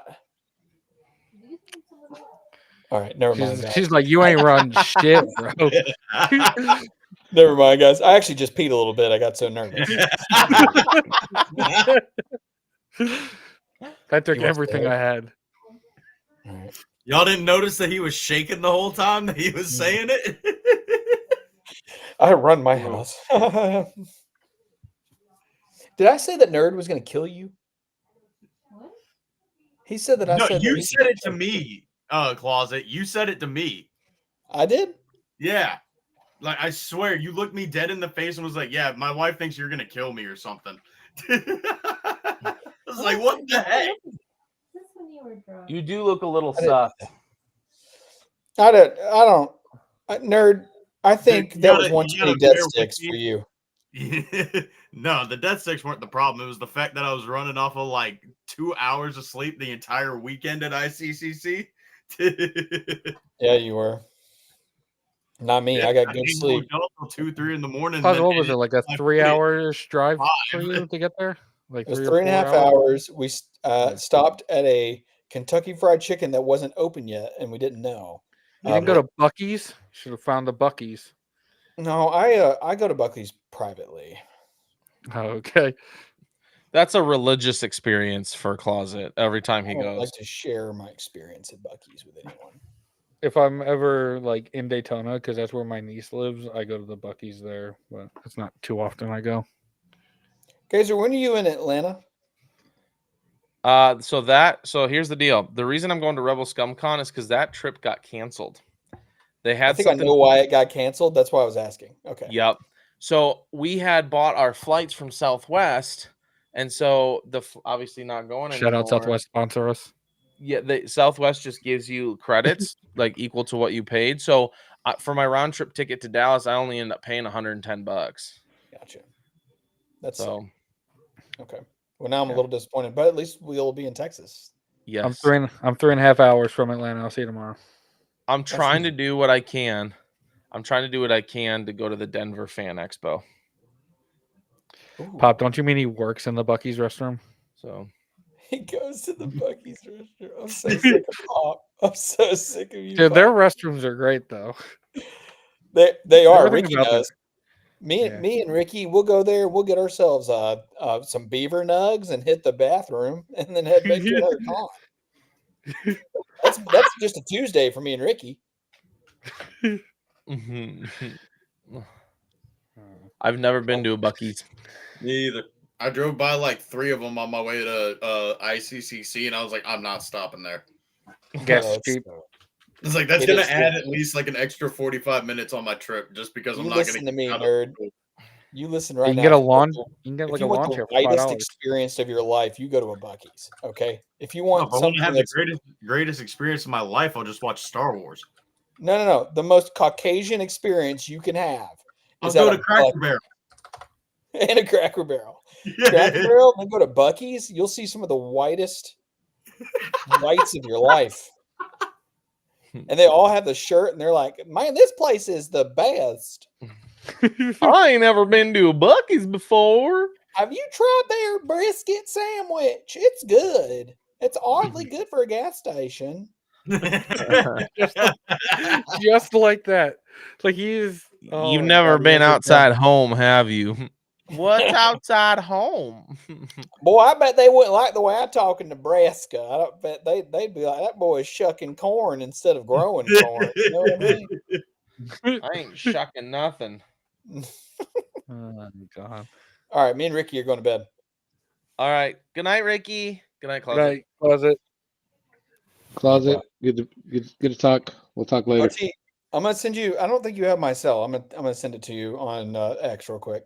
What a brave Perfect. man. Okay. Bye. All right. Good night. OTT he just sends feet pics. Like, Like all Is the that what it time. He was like, "Here's my number," and I was like, "Yo, what's up?" And he's like, "You like toes?" I mean, I would say that is the direction that his channel is heading. So it's fine. Oh God. All right. This has Getting been everything great, set guys. up on here for my Hey, you still got nerds galore tomorrow. yeah, that'll be fun. It's been nothing but live streams recently. Yeah, just pull it I'm up. surprised you didn't stop, nerd, and you call yourself a Confederate. You don't represent the South. Ricky, when I'm on a road trip, I have one thing in mind: getting to my destination. I'm not worried about stopping and eating at a fancy truck stop. No, I want to get from point A to point B in the fastest amount of time possible. Facts, dude. I planned that shit out. Like, bro, like I won't even stop to go to the bathroom if I don't have to. That's what we're talking about. You stop for gas and that's it. Dude, dead ass. Like on my way to On a snack, you get it when you get gas. Dude, on my way to ICCC, I drove till my tank said I had like 2 miles till empty, and luckily the car shut off like at the gas pump. And then I filled up when I was about to leave, and then whenever I got to South Carolina, my gas light cut on, and I was like 80 miles from home. I was like, yeah, there's no way I'm gonna make this one. Dude, it was funny. The first gas station Colin and I stopped at, because we traveled overnight. It was this rinky-dink little gas station in the middle of freaking nowhere. We needed gas. We were like, all right, here we go. I had to use the bathroom really bad. And, you know, rinky-dink little gas station in the middle of nowhere. Yeah, things aren't so clean. So I grabbed my shirt like this, and I like quickly hit the handle because it was one of those whatever. Yeah. And then I used my body and went in there, and I looked around. I'm like, yeah, I ain't touching crap in this place. You know, went pee, like did the same thing on the way back out, and like used my elbow and like pushed the door behind me, and like it was so funny. Like, I'm not touching anything in this place. It'd be like that. Not every place can be Bucky's. Dude, so I just pulled up Closet's X account. Does he know that he's followed by Stupendous Wave? For Yeah. real? Yeah, he was followed by Stupendous almost immediately. Yeah, like it's freaking what? And he calls me famous. What the heck? Dude, I love Stupendous. OTT, do That you is have freaking any great. people that you watch? Or like YouTube that influenced you? wise? Yeah. Yeah, not really. You not just so influence much. you. You That's are the it. influence. I am the It's one who knocks. all self-contained. I made my I channel am for the me. I don't danger. even want subscribers. I'm trying to get rid of them. I just want to be my only subscriber. Sit in my little room, watch my videos. No. In all honesty, not so much. No. There's some other video essays that I've checked out from time to time. There's a dude called Collative Learning, I think it's his channel. Just does a bunch of video essay type stuff. So I probably couldn't name too many, but some of the longer, more in-depth video essay things probably what kind of has influenced me a little bit. Okay, yeah. For me, like early on, it was theory, but then when I wanted to get more lore based and kind of learn more about Star Wars as a whole, because when I first watched Empire, Gazer's gonna get mad here, but I didn't understand the hype with Boba Fett. I thought Boba Fett was unjustly hyped, and I thought he was annoying. So then I was like, let's figure out let's figure out, I guess, the lore of. So Yeah. anyway, we're gonna continue on with the show without Clone Force. But anyway, yeah. So I was trying to figure out like what made him like a lot of people's favorites, and that's when I found Stupendous, who just did a bunch of Boba Fett videos. I see. Yeah, I would say back in the day, obviously he didn't have a huge part in Empire, but he served his role perfectly. But I think people were really into him since the holiday special came out, and he's done a little cartoon, in Yeah. that. It was already exciting from that point. And his, just aesthetically, his outfit is just so interesting. It's just so cool. You're like, oh, I want more of this character. Yeah, I definitely want more of him. I want a second season of Book of Boba Fett, one that revolves around Boba Fett. And one that's actually good. Yeah, I think some of the Boba Fett parts were good. I think there's like, as I was saying in the beginning of this, was that I can find something good in almost anything, even if it's bad. And the Book of Boba Fett was definitely one of those. Like, I think that one was like weird, I guess, because like Boba Fett is the good guy of that show, but I thought it was just told in a way that like makes you think he's the good guy, but like I don't actually believe that he is a good person. Yeah. So, Gazer was, like, quick pointing point me out. of inconsistency, I think, unless there's something I don't know. In the little scene at the end of, when did they do the Book of Boba Fett teaser? Is it in the last episode of Mando? Season 2, is that right? Yeah, I think so. The Right. little like So the- post-credit thing. Yeah, the I think it was little season one. Like season one, like you talking about like when Fennec got hurt and like he like walks up. no, when they did the teaser for Book of Boba Fett, like the Like when little they post-credit go into scene. Jabba's palace. Yeah. Yeah, I think that's So- season 2. Season Yeah. 2, yeah. So Bib Fortuna is there, like a much heftier Bib Fortuna. Yeah. But isn't he on Jabba's cell barge when it explodes? Didn't he die? How is he there? What's going on? What's the inconsistency? Is there a book I need to read? to figure out what happened. somewhere in a, welcome Somewhere in to, a book. yeah. Well, Gazer, were I'd you here when he assume- mentioned that? I'd assume he's one of the random characters that survived, considering Max Rebo survived the barge explosion. Did he? Okay. Yeah. So some people were thrown free into the desert and just found their way back. Okay. Like seriously, I think it's like a canon comic or something that Is it really? Max Rebo gets flung out into the middle of the desert, like upside down. That is hilarious. Yeah, I wonder. Yeah, so he was. Bib Fortuna was on the sail barge, but Yeah, he's I on don't it. know. It immediately pulls up a video from Star Wars Explained on every sail barge survivor, and then the first picture is a picture of Max Rebo. That's hilarious. So, yeah, I guess he survived. Multiple survivors. Okay. I looked up how did Bib Fortuna survive, and the AI overview on Google says he survived Jabba's sail barge explosion by escaping in a private skiff and returning to Jabba's palace. Oh man. He actually was the one who It's rigged just it. out of frame. It's just somewhere in a book. Yeah, literally. Read the accompanying Yeah. novel to understand what the hell's going on. Yeah. I wonder if it's in this, like if they talk about it, like in this Star Wars trilogy book. Oh, okay, Dude, they maybe. probably. Yo, actually, hold up. Uh, I've got you the have the archive one, right? for the prequels, but I do have the certain point of view book for Return of the Jedi, so maybe it's in this one. Oh, I love from a certain point of view. Oh my god, I forgot that I started this. I made it 4 pages in and then put it down. That's not an indication of how my physical reading goes. Yeah, audiobooks are better. Bro, I'll get distracted with those. Like, I was listening to the I guess it's like the first novel in the new canon Thrawn books. Like, it's just titled Thrawn, and it's just like half his blue face and the white Imperial outfit that he wears. Bro, I made it like 30 minutes in, and I'm like listening to Force Unleashed. I got like 2 hours into that book, and then I'm listening to Shadows of the Empire. And I'll just swap books every like 40 minutes. Yeah, I've never started a second one while I was like working on something else. So like I took a break from my High Republic stuff to do the 6 Thrawn novels because they have Thrawn Ascendancy, which is what happens before the new Thrawn. And then I did the 3 Thrawns immediately afterwards and then went back to the High Republic.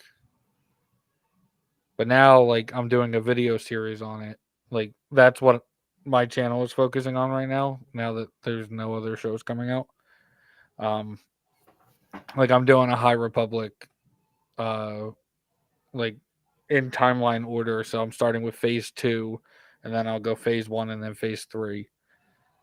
That's what I'm working on right now, and I can't release the second episode because I can't release the second video because I don't like the second book. Like it's not needed.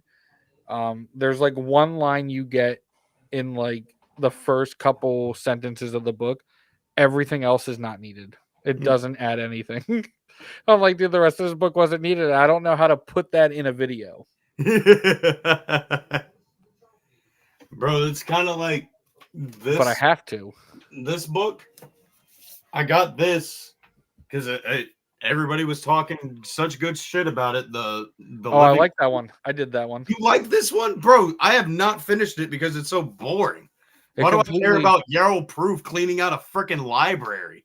Well, that book completely ruins the prequels, but yeah, it's a good book. Oh, it ruins the prequels? Yeah, I'm definitely not touching it now then. Well, so in that book, they listen to Qui-Gon of like doing stuff for other people and like not being so dogmatic and leaving the temple, and then they go and they're like, this was great, I feel good, and then they all immediately go back to the temple and do the same exact shit. So like that book kind of ruins the prequels. It's like that was fun for a day, but like we're still gonna go back and tell Anakin that he really needs to go fuck himself. Bro, that's hilarious. Like Yaddle gets involved. They hunt down like all this, like every single Jedi on the council does something like spectacular, and they're helping all these people, and they're helping this planet and this outpost. And then at the end of the day, they're all like, "Yeah, time to go back to the temple." Bro, Like they're freaking all like, "I need to get out more." And like Kiadi Mundi's like big thing is like eating fucking snow cones. Like I think somebody ruins his snow cone like right in the beginning of it, and then like toward the end he finally gets it. So like what is he's this, like, like Lilo and Stitch yeah, with the dude with the mint chocolate chip ice cream? yeah, that's what I'm saying.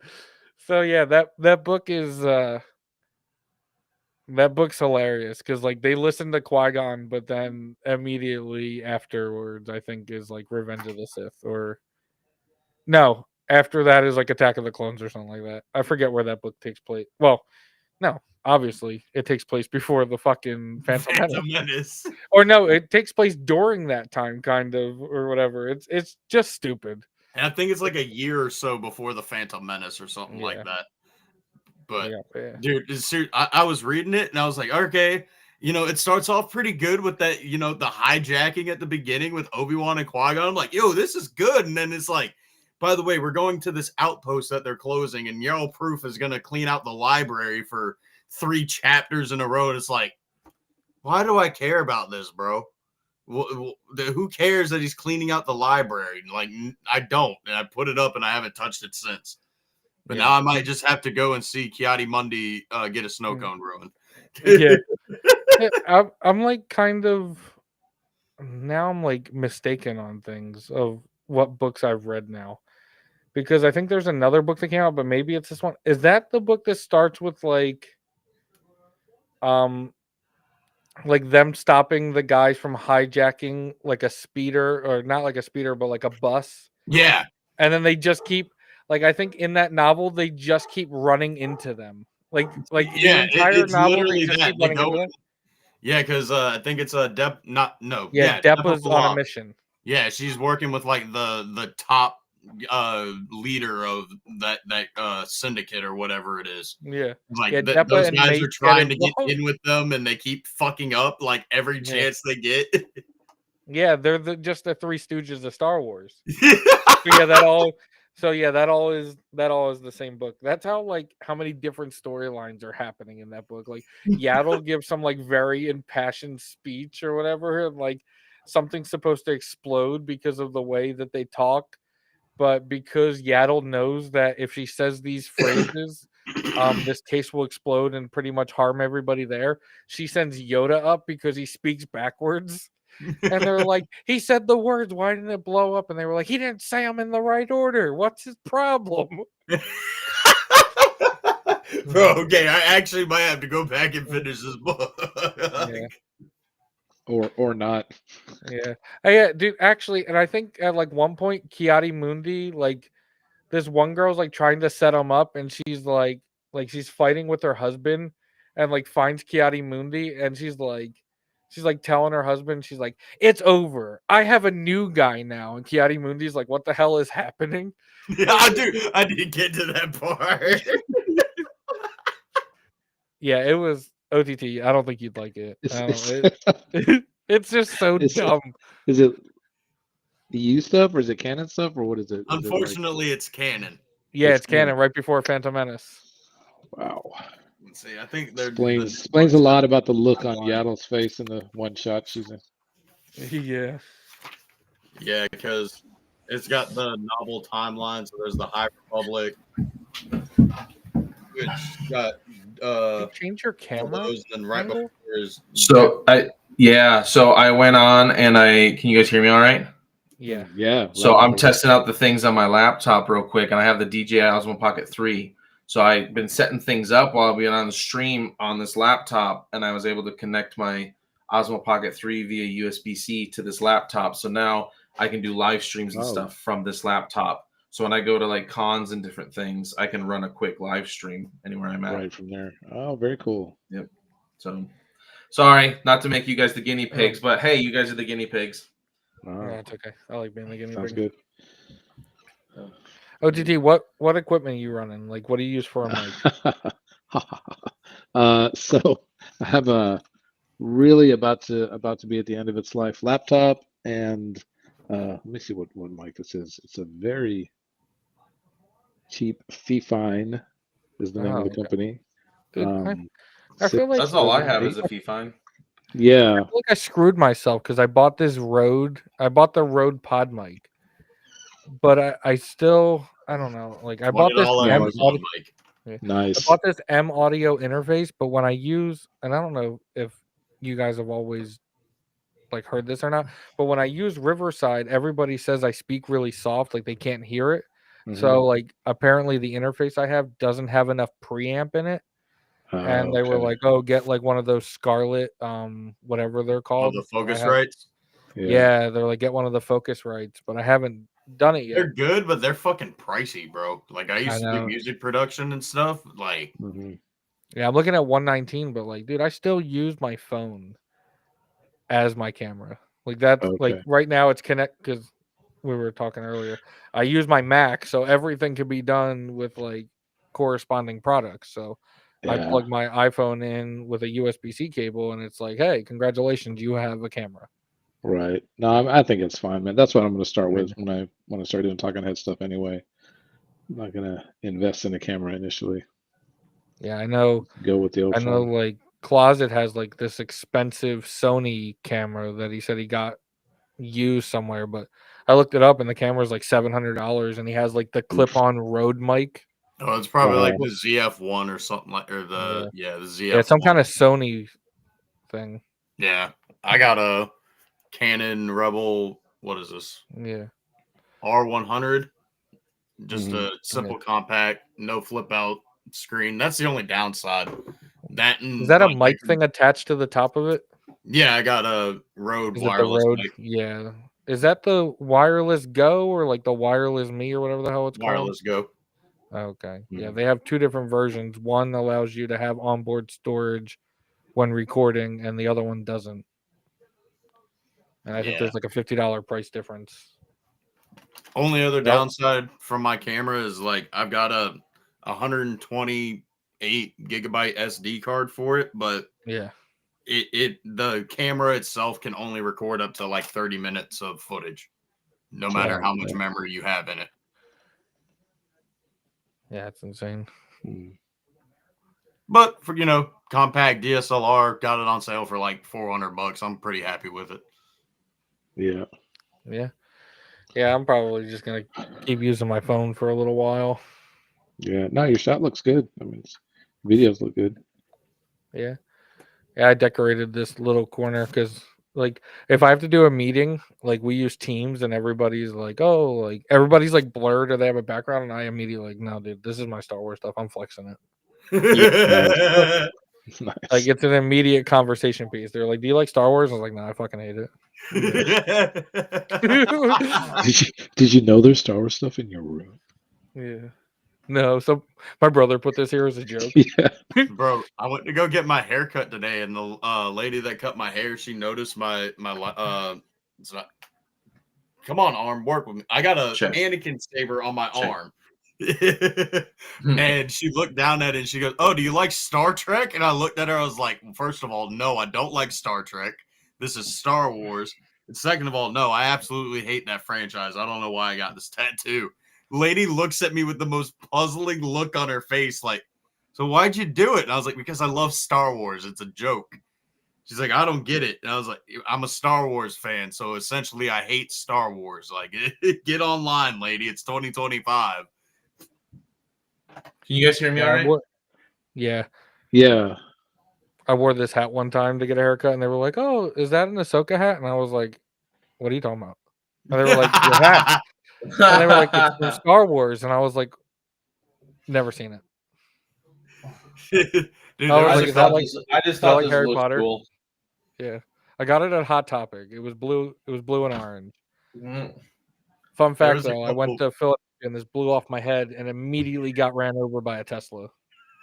Like, so like the hat like tilts in like certain ways because like it's bent, and then flying home it got caught in the conveyor belt like going through what is it, TSC or TSA? TSA.